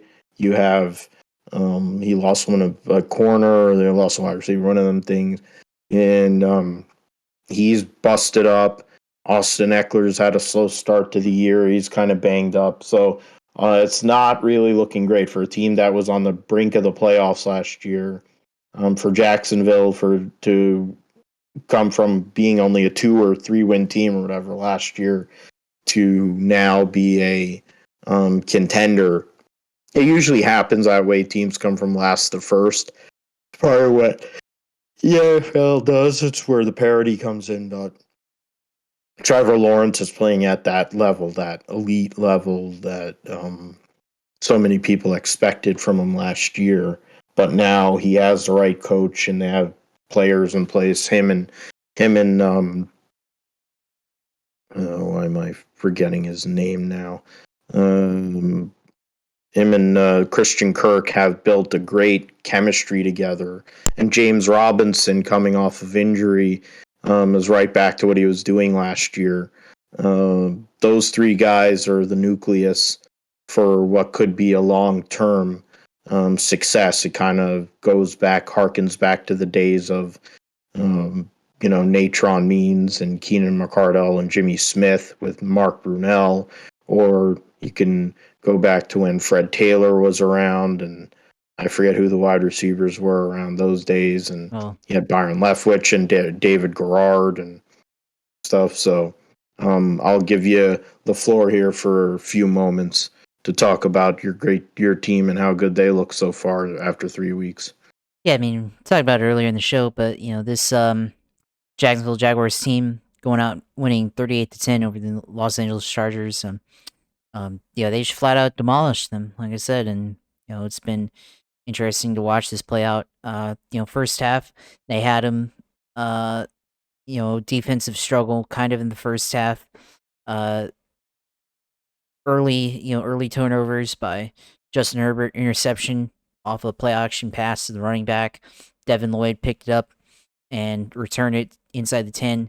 Had a chance to go up and get a touchdown there, and they should have handed it off to Robinson, but then they passed. They tried to do a reverse to Zay Jones, and then they passed 2 times and then settled for the field goal.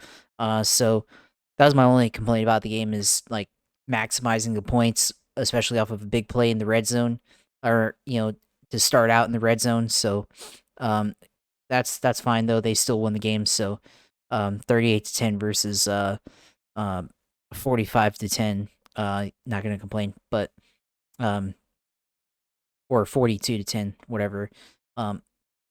Yeah, this whole thing was very just good to see for the Jaguars. After years of struggle. And then now we're seeing this, and they're legitimately a contender for the AFC, and I think definitely a contender to win the AFC divisional title for the AFC South. So looking forward to seeing how this year plays out. You mentioned Christian Kirk. Zay Jones also is somebody that's really come out the last couple of weeks. People were saying in training camp, Zay Jones had the best chemistry with Trevor Lawrence, and he's shown what he can do so far. So expect a lot out of Zay Jones this year as a member of the Jaguars. James Robinson coming back from Achilles injury. In that was a scary injury back in 2021, but now coming back here 9 months later, and he's out getting 50-yard touchdowns, and 30-yard, 40-yard touchdowns previous weeks. So he's back, and yeah, what a play! 4th and 1, 50-yard line, and they went for it, and James Robinson goes out and gets a score. Somehow after Achilles surgery, he actually got faster, because last year James Robinson, and the previous year, like he knows his strength is being able to find the hole and get the most yards efficiently, but he doesn't have like that extra gear to really take off and get past the secondary. But in this game, he showed that speed on that 50-yard run.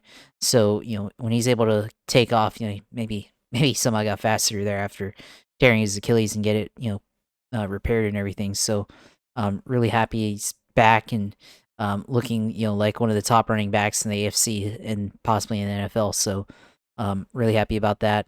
Defensively, Devin Lloyd coming out, showing up once again.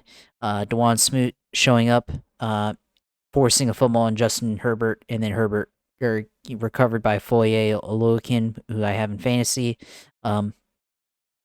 Got that. What else?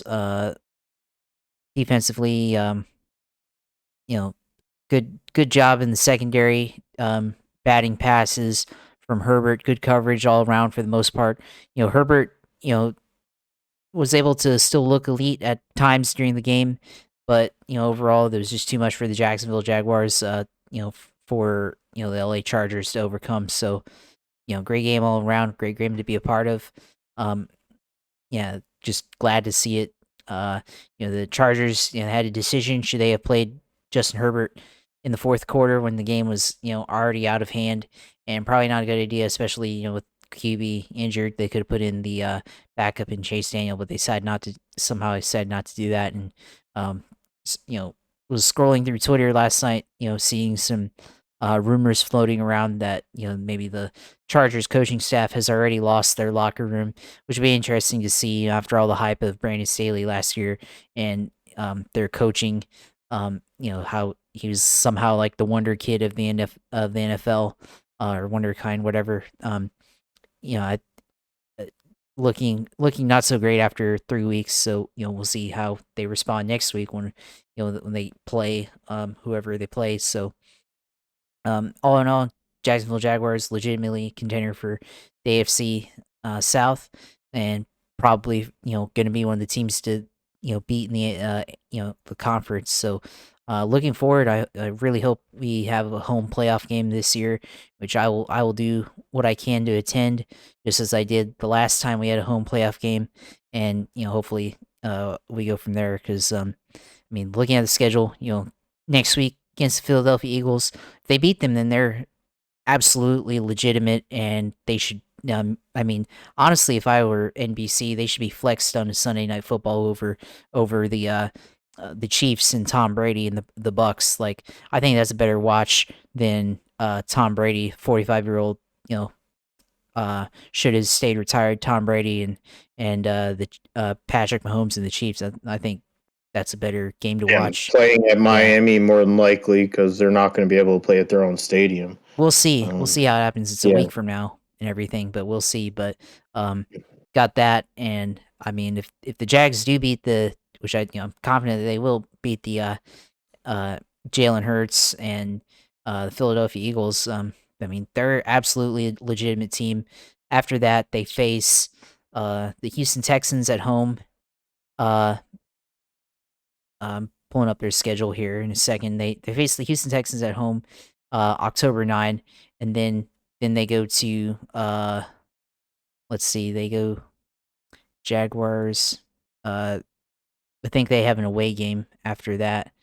The Jacksonville Jaguars schedule for the year, full schedule. Then they play the Colts in Indianapolis on October 16. I think that's a W. New York Giants, probably a W. Denver Broncos, they're trash. Russell Wilson is washed now. Stole $245 million or whatever. With that contract and how he's playing this year, that looks like stolen money. They can beat them. The Raiders look beatable, and so then they face the Chiefs. So if they, I guess reasonably speaking, Kansas City Chiefs Week 10 Sunday 11-13, that should be a game that's flexed onto Sunday Night Football. If as long as the Jaguars continue to have the success that they have now and have a winning record, that's a game to watch, and would be their first time on Sunday Night Football since 2008 against the Steelers during that year. So we'll see, but all in all, it's looking like it's going to be a great year in Jacksonville, Florida, and for this Jaguars team. Yeah, it's good to see that. You have the players you've been drafting.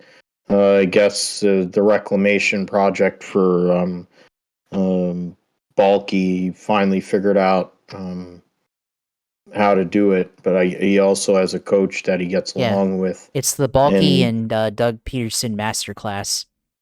Yeah, I think it's also proof that Doug Peterson should have never been fired by Philadelphia. He was right. They were not ready to put in Jalen Hurts, but he wasn't willing to go and fully go all in with it at that point. You can see it the way that he played last year. At times he wasn't ready, and in the playoff game it wasn't good, but this year he's taken that step forward. They just found a yes person in Nick Sirianni, who Ty Schmidt from the Pat McAfee show does a great impression of. On the flip side, the Niners lost 11-10. They only gave up,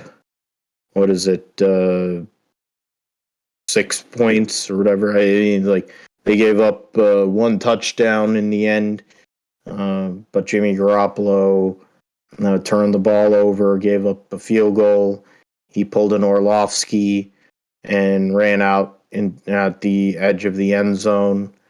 The play calling at times was mediocre as per usual. Kyle Shanahan, they were 1 for 10 on third downs. It was not very worthwhile, this game. Russell Wilson did not play well. He literally only had one good drive, and that was essentially the drive that decided the game. But otherwise, the Denver Broncos are a very hapless team. Nathaniel Hackett is not that good of a coach.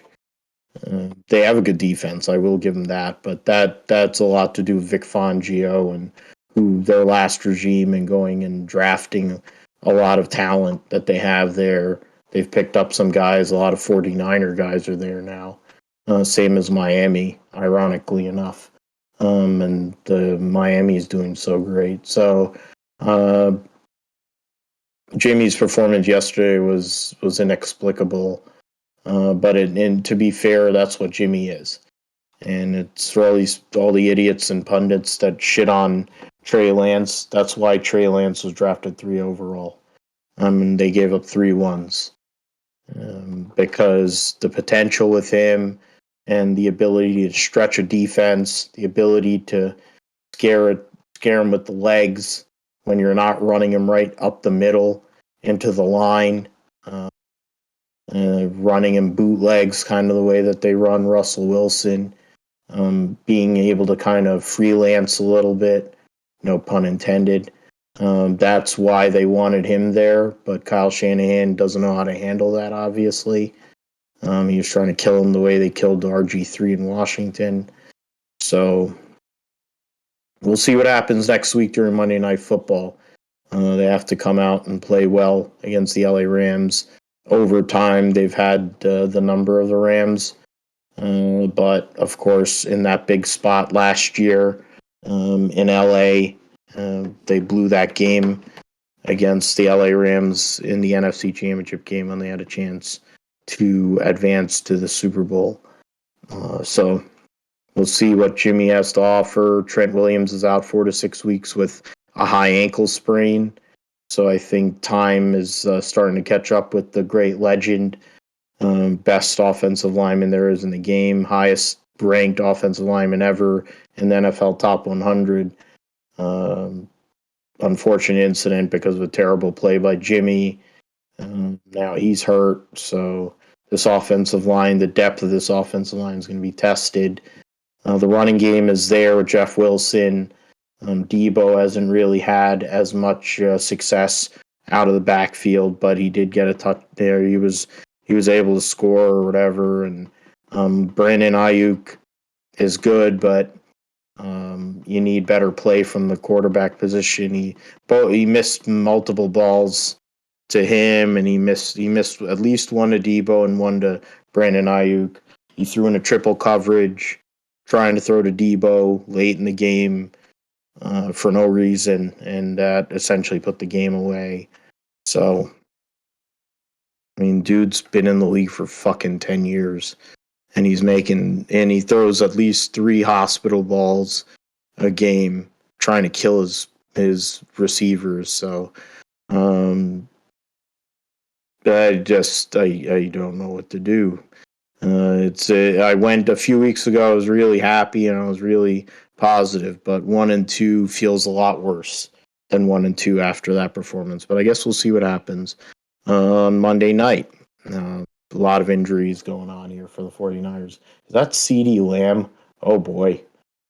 CeeDee Lamb to the 1 yard line.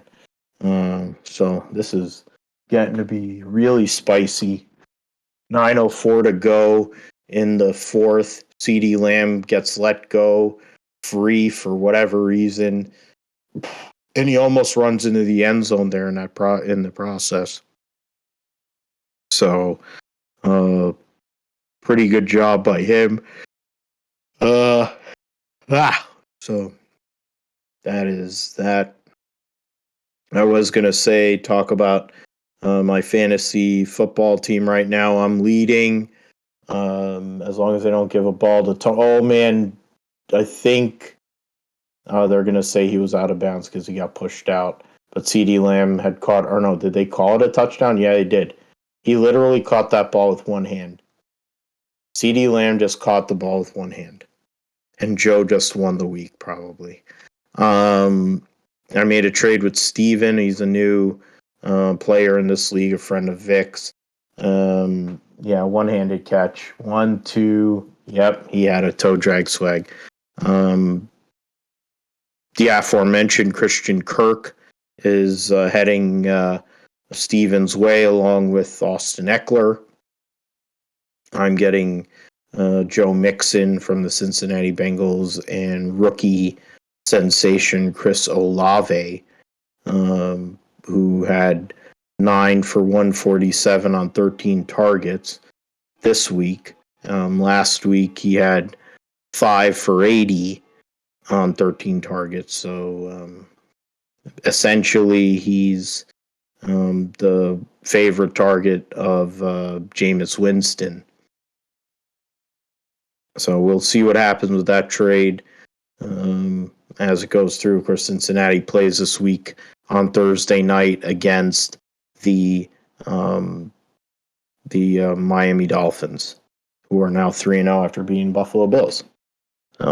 Something to see there. Interesting start to the year. Bills lose, Kansas City loses. Some of the NFC teams struggling. The NFC West does not look great. The NFC East looks a little bit more competitive. The NFC North is kind of like a dumpster fire. It's kind of middle of the road. And the NFC South's a joke. So we'll see all that. I mean, it's only 3 weeks in to the season. We can't really make a full determination by any stretch on who's going to be where. But that something we'll keep up with every week here on the GSP during the season. Let's get into Formula One, Josh. Got the Singapore Grand Prix this coming weekend. We have just under 2 hours right now, so that's pretty good. Singapore Grand Prix. I mean, Max Verstappen, for all intents and purposes, is going to win the world championship. There's not really any doubt of that at this point, but I'll let you start first in regards to the picks. I'm curious to look at standings or all time at Singapore. It's first time in a few years they've raced there. It's first time since 2019. Vettel was the last winner there at Singapore. So that's something to look at. The best driver there is Vettel, the soon-to-be retired Sebastian Vettel. Second best driver in average, Charles Leclerc. He's only ran there twice. Alonso, Albon, and Norris have both ran there once. Lewis Hamilton has 12 starts there, same as Sebastian Vettel. Has 9 top 5s and all 9 top 5s are all top 10. Same as Vettel has 11 top 5s. 5 wins for Vettel at this track. Lewis Hamilton has 4. Alonso has 2. So 11 in regards to winners all time. Trying to see, the only one that has one that isn't still active is Nico Rosberg. So, what is it right now? The Max Verstappen heads into this race. He has a 7.6 average. So that's amongst current active drivers. 3, 4, 5, 6, 7th. 5 races there, 4 top 10s, 2 top 5s. But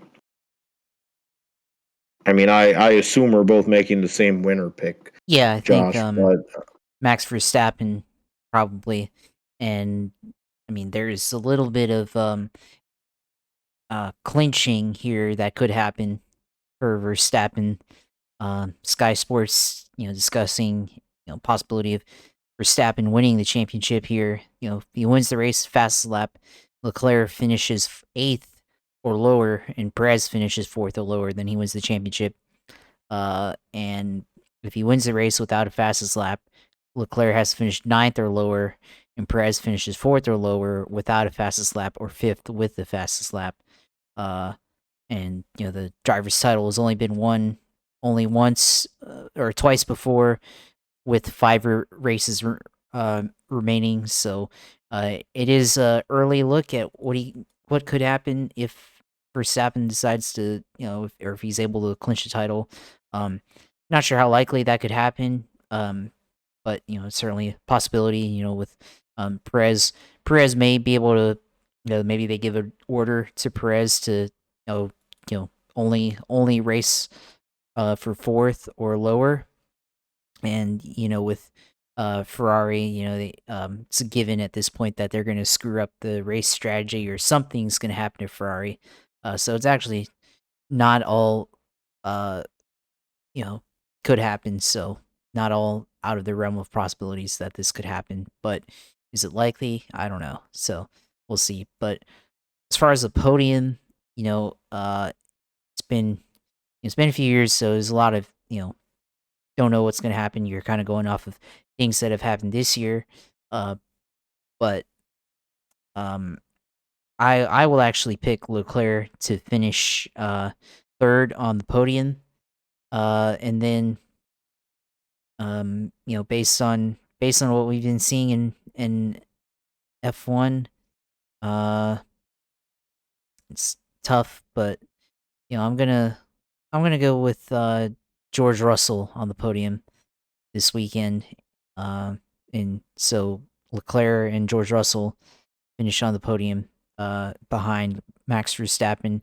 Verstappen have to wait another week to win, or win the title potentially in Japan, which may be a little bit more likely. But this will be 1, 2, 3, 4. This will be 6 wins in a row if Verstappen is able to get the win in here in Singapore. So we haven't even made it to the United States yet, so that's in a couple of weeks from now. But Grand Prix of the United States, but which maybe that's the place where Verstappen ends up clinching the title. But I think this weekend, I mean, of course, hard not to go against the guy that's won 5 races in a row here.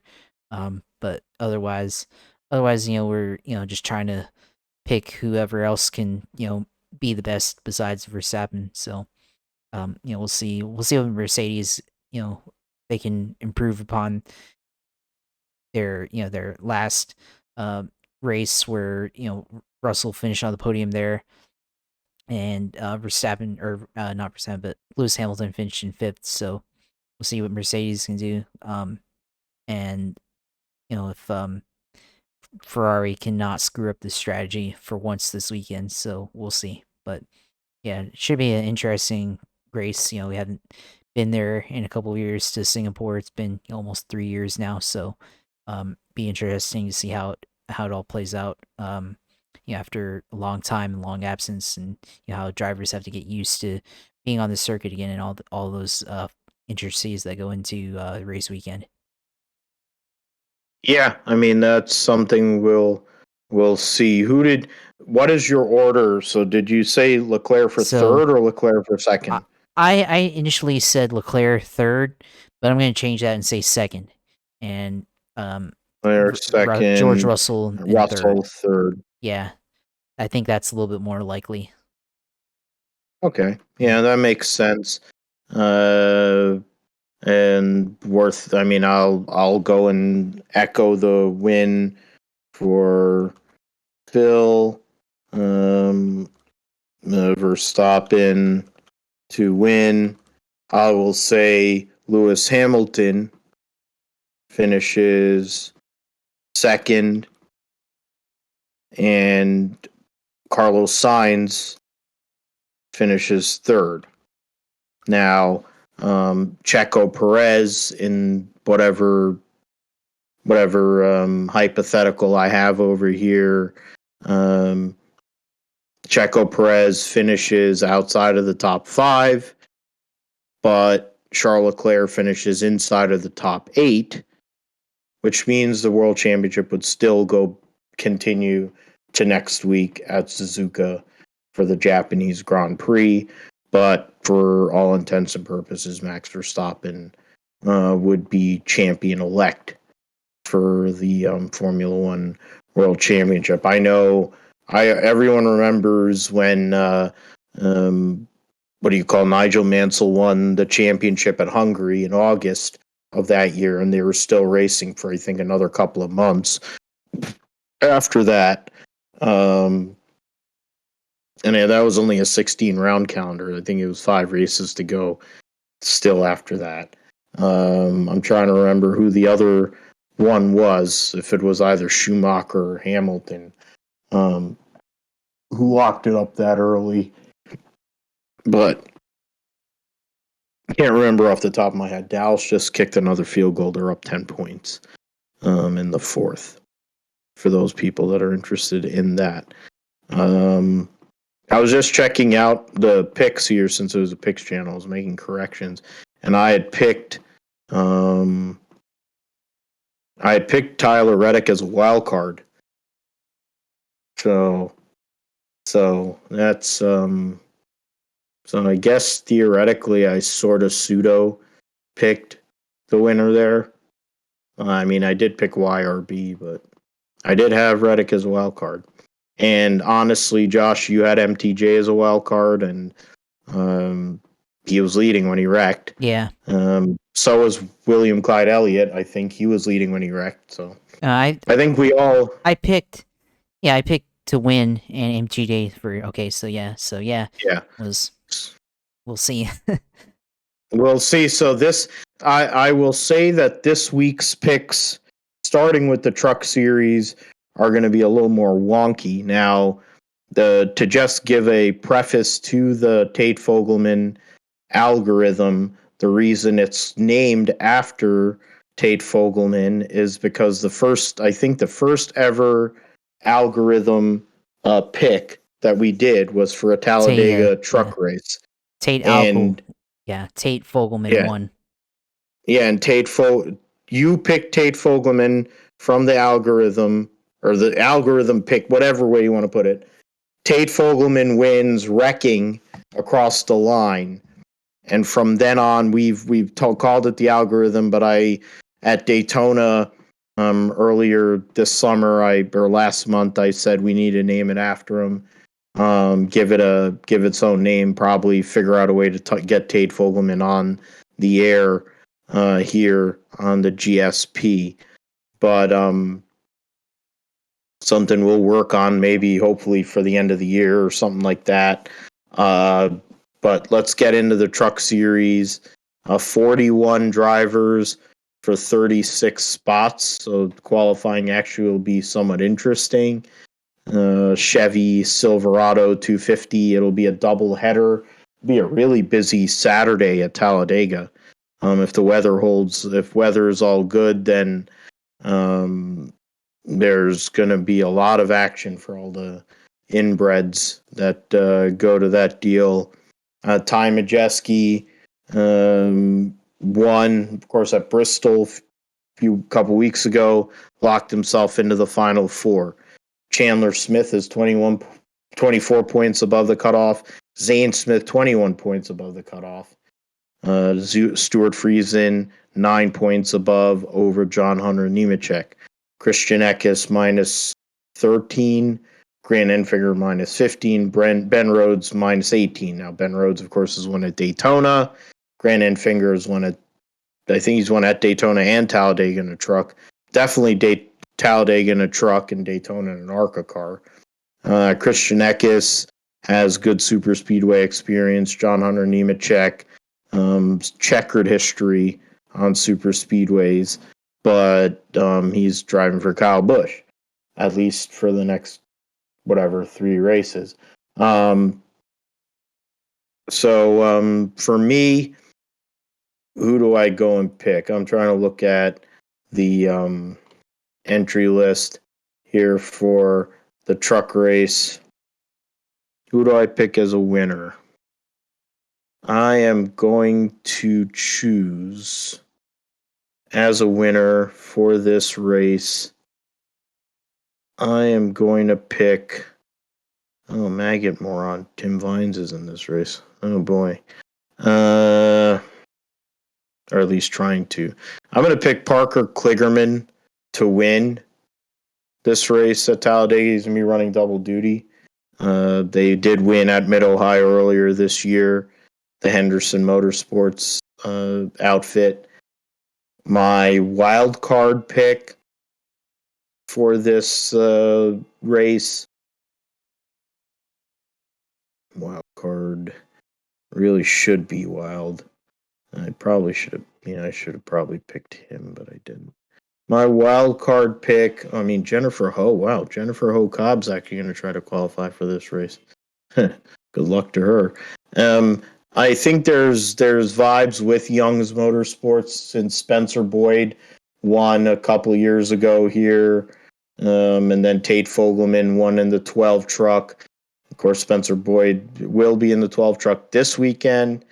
Parker Retzlaff, the guy who looks like Paperboy, but is a great iRacer. Has been driving for the Siegs this year in the Xfinity series. He's going to be driving the 20 truck. I'm not going to go that far out on a limb, though I will go and say Young's Motorsports truck, Kaz Gralla, former winner at Daytona, driving for GMS.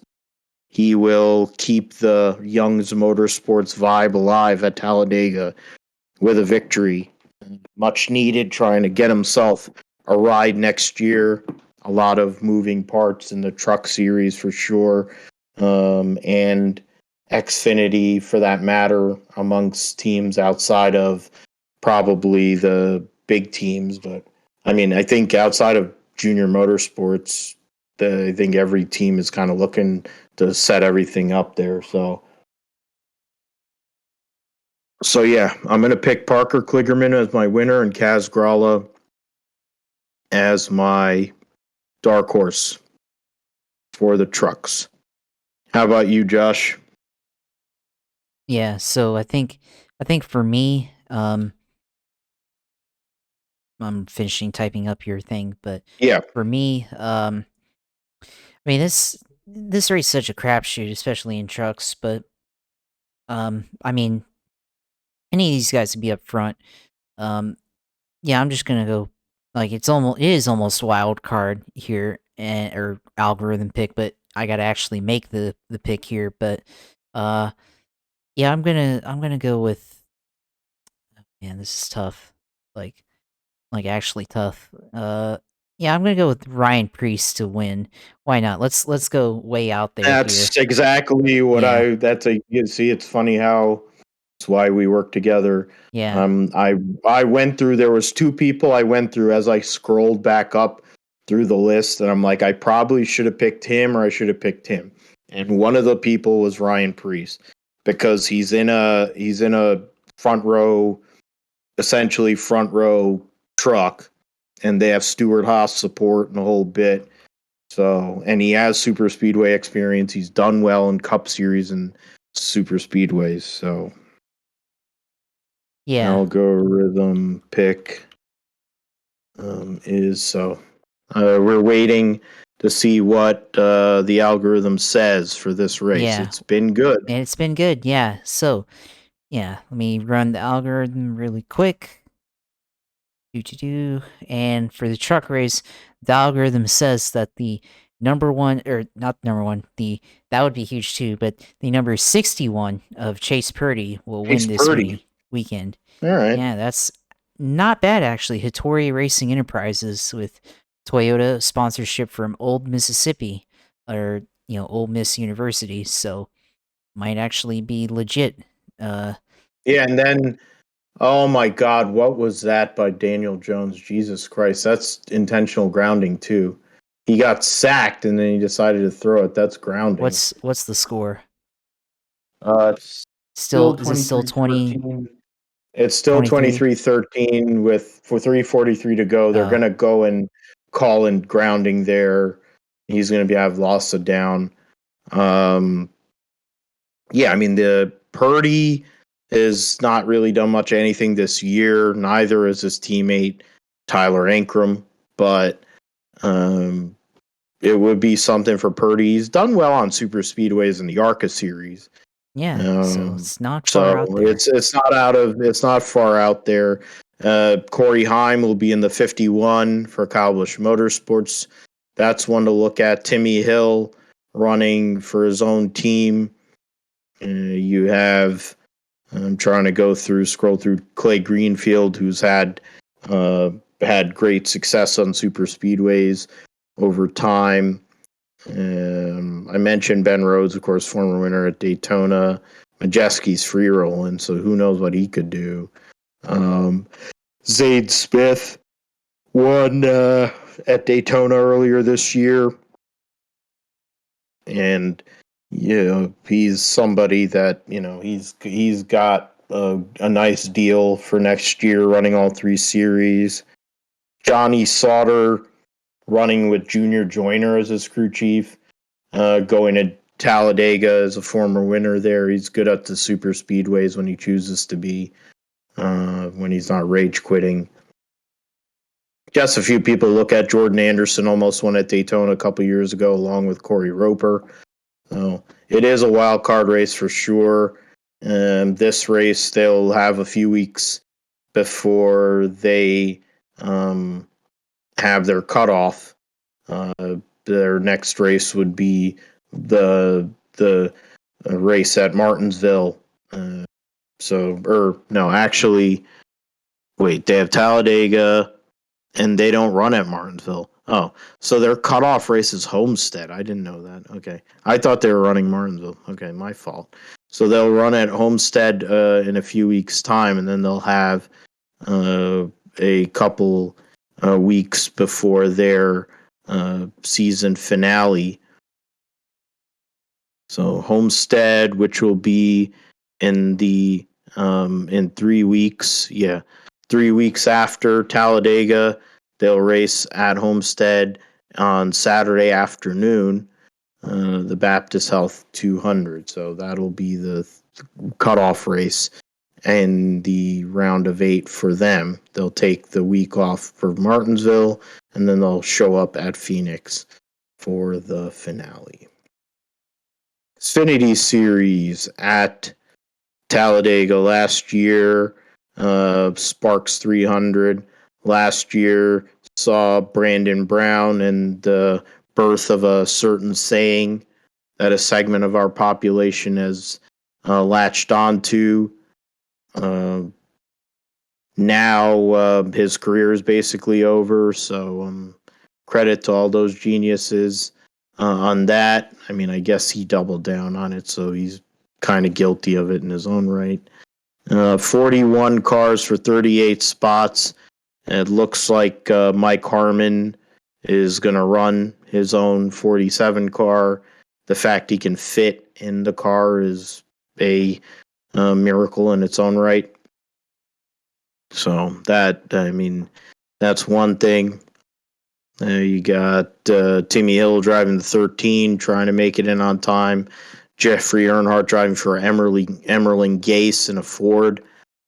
Jeremy Clemens mentioned, of course, he won at Daytona.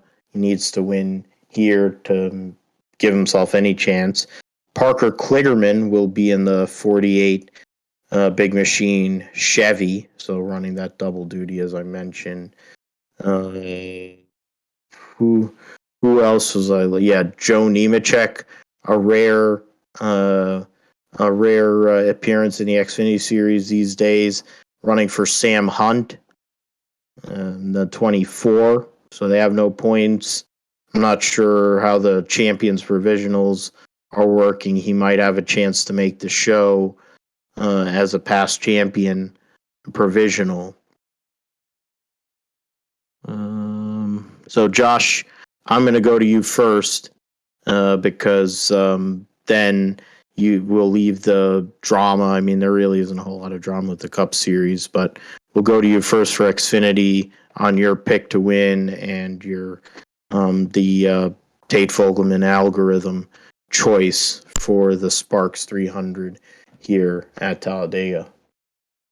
Yeah, so I think for me, gonna stay with the playoff contenders, and I talked about him earlier here in the show and the points because he needs to win. But yeah, I'm gonna pick Daniel Hemrick to win this weekend here in Talladega. Colleague racing, we talked about it many times here on the show, but colleague racing has done a phenomenal job working together on the super speedways, and he's been a driver to watch. As long as, or they've been a team to watch, as long as they stay in formation, and they're able to execute the runs and blocks and all that stuff. But I imagine that AJ Allmendinger is in a better points position than Hemrick, and you got Landon Castle, who's not in the playoffs, but is good at super speedway racing. So look at these guys to team up together, try to get Daniel Hemrick into the next round, secure his spot. And it's not a dire situation; he's only like 1 point out, but still, I still see those guys like they always do, team up to win. And I think Hemrick, hasn't won all year, so I think this would be a good opportunity for him to win this weekend. But yeah, that's who I'm thinking, and it's going to be battle between those cars at the end of the race, I think, anyways. And hopefully Dan Humber can go out and actually pull out the victory here. Win his second career race in Xfinity race, or in Xfinity series. So we'll see.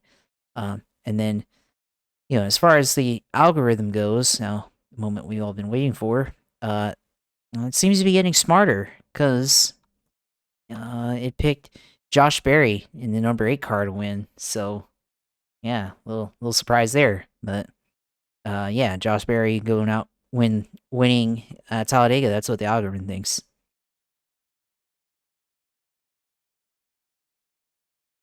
Yeah, so I just typed that in there. Josh Berry would definitely appreciate that, since he's not a road racer and he doesn't want to have to race in on points at the Roval, trying to be like his car owner and buddy Dale Jr., trying to go and take the vibes of the 8 and Dale Jr. and go and ride it to victory lane. Would be a very popular victory for sure if Josh Berry could get yet another victory here. Daniel Hemrick won his first stage last week since the Daytona opener, where he won the first 2 stages from pole and then got wrecked.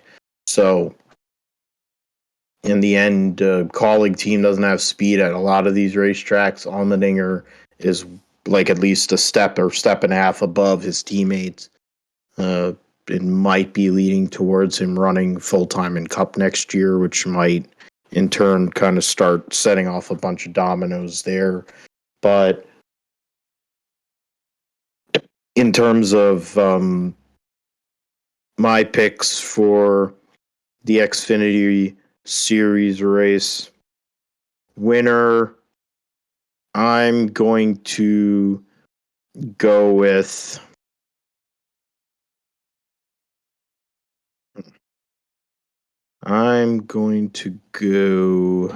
this is kind of tough. It's kind of tough, but I think it's kind of straightforward, but I don't know. I'm going to go and choose Trevor Bayne in the 18 for Joe Gibbs as my winner.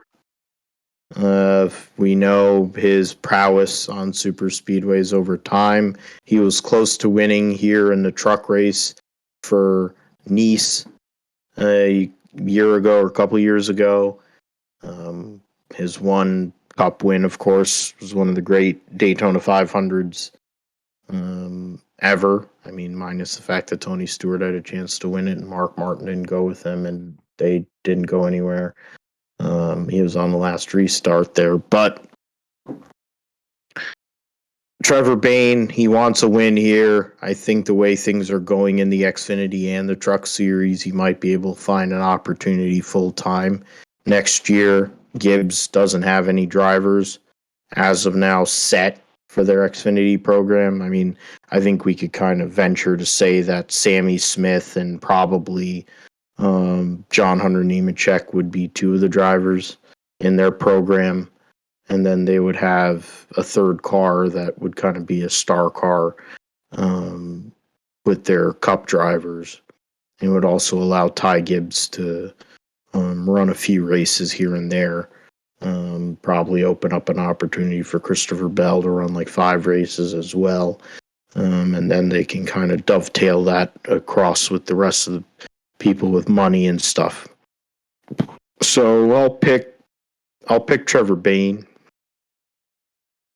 My wild card pick.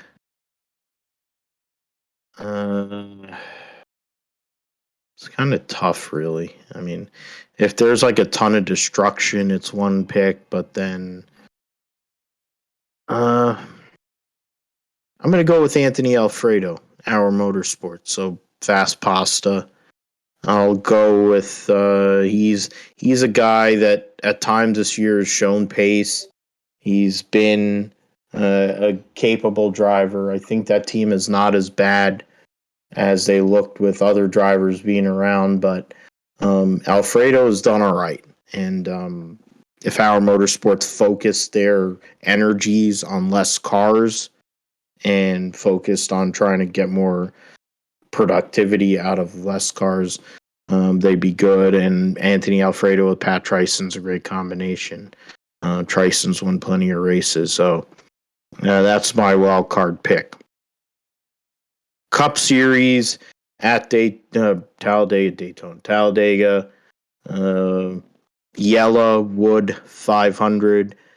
Last year, for certain segments of society, you may want to go and plug your ears. I'm sure if you listen to this show, you won't be offended anyways. Darrell Bubba Wills won his first career Cup Series race in a rain-shortened affair. And, he doubled down and proved that he was capable and worthy of being in the Cup Series with his win at Kansas Speedway a few weeks ago. Bubba Wallace, of course, is basically the best super speedway driver currently in the Cup Series in recent times. The Daytona elimination race, the Coke 0400 turned into a demolition derby, in large part because NASCAR didn't throw a caution for rain. So that's one thing to take into account. Ryan Blaney has been really good at Talladega over time. It seems like Penske is much better at Talladega than they are at Daytona, even though all their drivers, including Brad, have had their moments prior to when he was still there, Brad Keselowski. They all have had good moments at Daytona. I'll pick Ryan Blaney again. I feel like both Ryan Blaney and Martin Truex, I think it would be really weird if neither of them win this year. I think this race is a perfect place for Ryan Blaney to win, lock himself into the next round, going into the Roval, which is a place he's won at as well, getting into the round of 8 where you have 2 1.5 mile racetracks, different type of 1.5 mile racetracks, and a short track. That'll be something to look at. But YRB, my main pick, my wild card. My wild card's Brad Keselowski. Because, I mean, why not? Dude won a 125 or 150 earlier this year. He qualified on pole last week. He had a car to win at Bristol 2 weeks ago. Guy is one of the best super speedway racers we have currently, and he's great at Talladega. He's dominated at Talladega, won his first career race there. It would be kind of poetic if Brad Keselowski could kind of come full circle in a sense, win at Talladega for his first win as a car owner.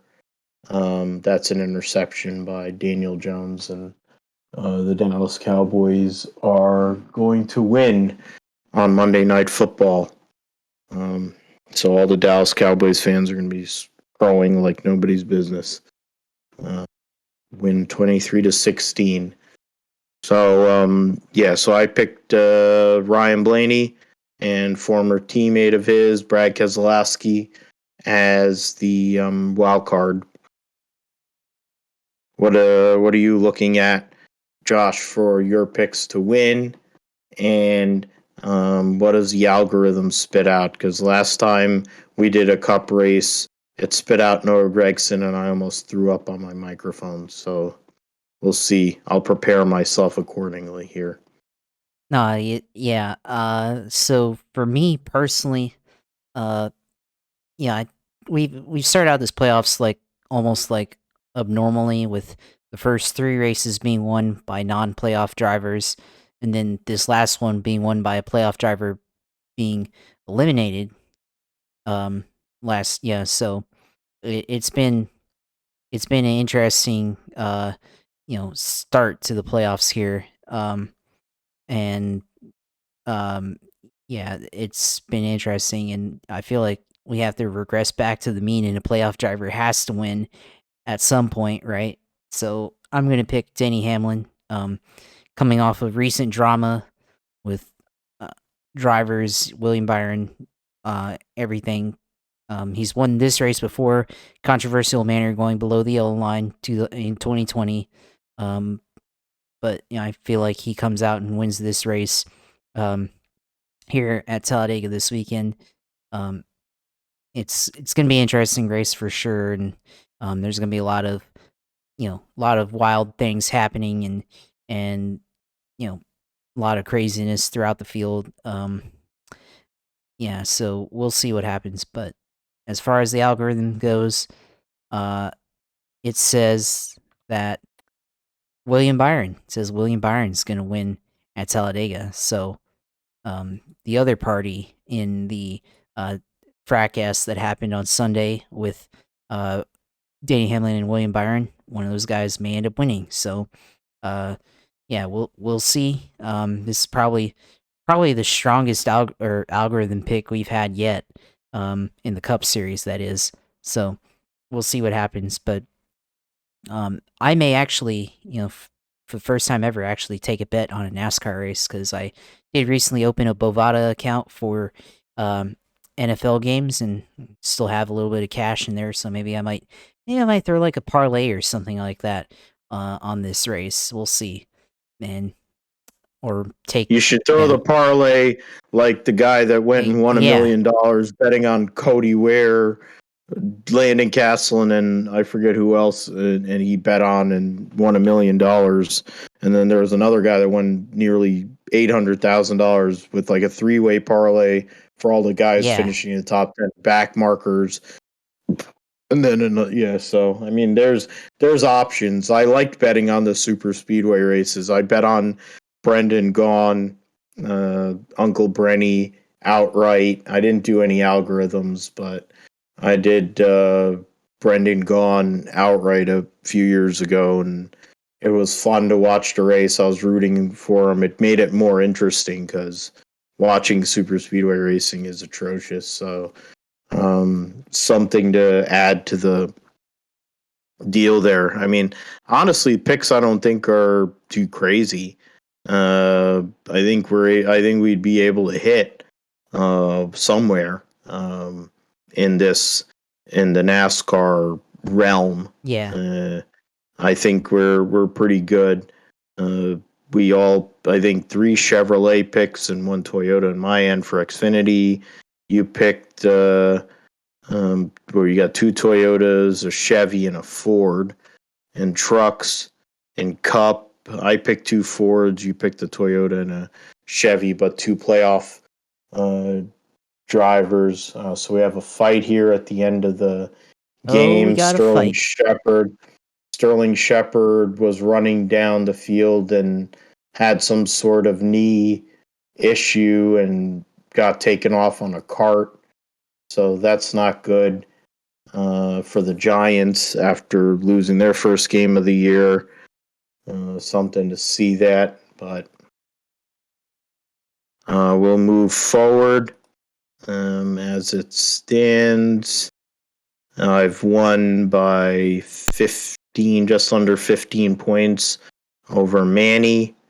You won over Wilson by less than 5 points, but you got the dub. So that's what matters. The best matchup of the week, Joe, because of CD Lamb and that crazy catch. What the heck is going on? Yeah. Because of CD Lamb gets the victory by just a little over 7 points on Luke. What do you call Jeff? Destroys Vic, the defending winner of this league. And then Professor J goes to 3-0. His Buffalo Bills lose yesterday, but he continues his momentum and goes to 3-0 on the season. Josh and I are I'm fourth and Josh is fifth. So 4 teams at 2-1, 4 teams at 1-2, and Vic is at 0-3 going into next week, where I'll be playing Vic. So we'll get into that more next week and see what happens with that. Josh, let's hear what's going on in regards to iRacing and Sims in general, like F1 and the like, and what we should be looking at before we close the deal here. Yeah, last week I haven't really been able to play much. Was busy with other stuff throughout the week, so I haven't been able to hop on like I'd like to. But there's always next time. So, yeah, I mean, this week probably just gonna be NASCAR, Talladega in all forms, truck, Xfinity, Cup in the '87 car. Just try to add the stats here and try to get a win.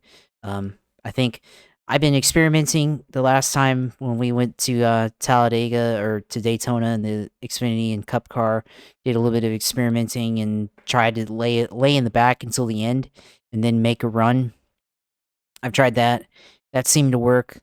Tried to stay up there or get aggressive only when necessary. It seemed to work, so maybe I'll try that, or maybe just try to say at some point I'm just gonna say screw it and go, try to push for the lead and stay up there. I think either strategy works as long as you can maintain. So, it's just dependent on other people. They make mistake or not, and trying to avoid the wreck and everything. So it's gonna be a challenge. So we'll see. We'll see how that goes.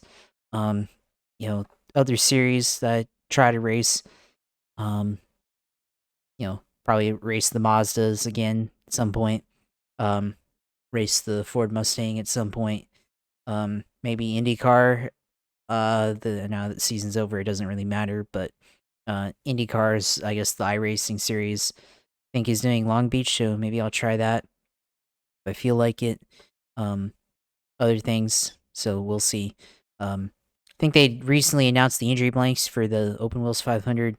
Not sure yet if I'm going to actually do it. Not because I don't want to, but just because I don't know what my schedule is going to look like in a couple months. So I'm not sure yet what my plans are going to be. So we'll see. We'll see what happens there. But yeah, maybe a little bit of F1 if I can get to it over this week, the weekend, or whatever, and everything. So we'll see. We'll see if I can get around to sim racing this week. And everything. So, as always, if I decide to stream, which Talladega is probably a good stream to have, so probably do that. As always, Twitch TV/usailor2. You can go in there, follow the streams, and see my racing on there.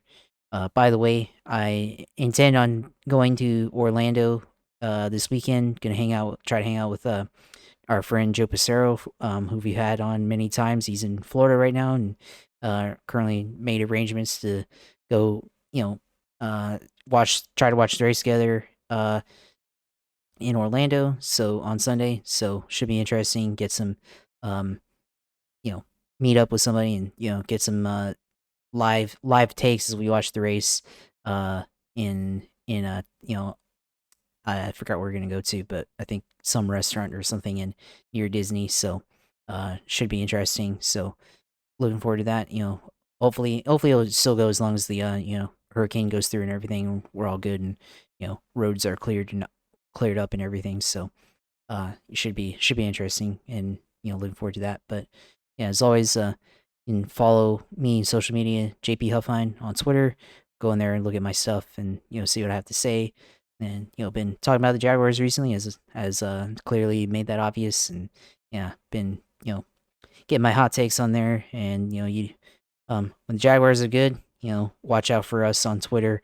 You guys are gonna, well, not to say you guys, but in general, Jaguars Twitter, people don't want to mess with them on Twitter in general. And now that we're actually good, and they're gonna have to really respect us. So yeah, we'll see. But follow me on there and all my other takes and everything.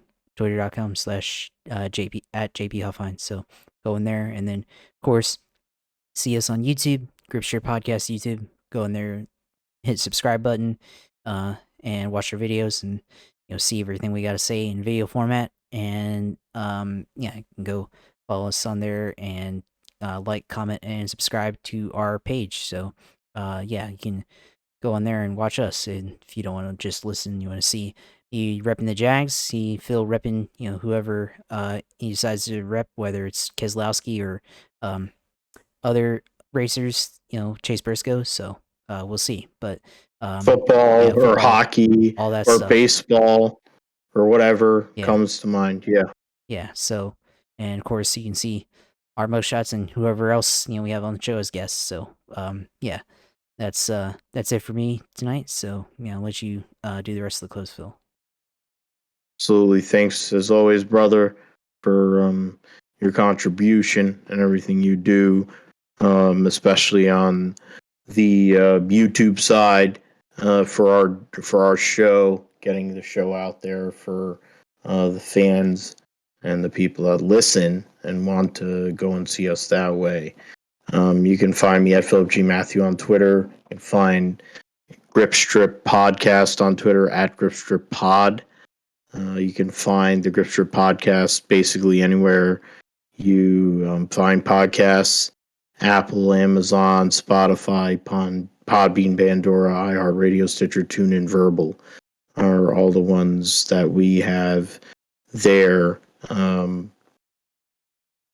In regards to where podcasts go, I think there probably is more, but something we'll go and look into as we go along. I mentioned my Twitter. I also go and do hits on the Grid Talk Formula One Grid Talk podcast with George Housen and company. I'm going to upload an episode of with Formula One related with Tom Downey from Everything F1 and Carl King of the Monkey Seat Motorsport podcast, which was an uncensored Formula One podcast talking about Ferrari, Mercedes, and Red Bull leading into this last part of the World Championship. So take a listen to that if you'd like, and like a little more color and flavor there in regards to coverage. And then we'll upload this episode here later in the week, and we will be back for episode 137 of the Grip Strip Podcast, going over all things Talladega, Grand Prix of Singapore, the Petit Le Mans, MotoGP, Moto2 at Thailand, NHRA at St. Louis, Singapore W Series, Bathurst 1000 will be next weekend. So the great race, one of the greatest races in the world. World Superbikes will be at Portimao in Portugal. The season finale for British touring cars will be taking place next week at the Brands Hatch GP circuit. Talk about football and fantasy football, and probably talk about me, I'll probably kick in a little Yankee talk with Aaron Judge, probably, hopefully be talking about the Niners in a positive way, and anything else going on in sports and bowling, et cetera, et cetera. We'll talk about fantasy, we'll talk about regular teams. We'll also talk about Formula One at the Japanese Grand Prix, where essentially after all the machinations we talked about, Max Verstappen will end up winning the championship at Suzuka, a place where there's been plenty of controversy and weird stuff that's happened over time. Cup and Xfinity will run the Charlotte Roval to end their respective rounds. In the case of both of them, will be the round of, Cup will be going to the round. Both of them will be going towards the round of 8 after the Charlotte Roval. And so with that, thank you for listening. Thank you for downloading and liking and subscribing. Let us know what you think. Let us know what we can do to improve and what you want to hear or who you want to hear from on the Gripstrip podcast. So for Josh, I'm Phil. Thank you for listening to Gripstrip podcast. Take care. God bless. Goodbye.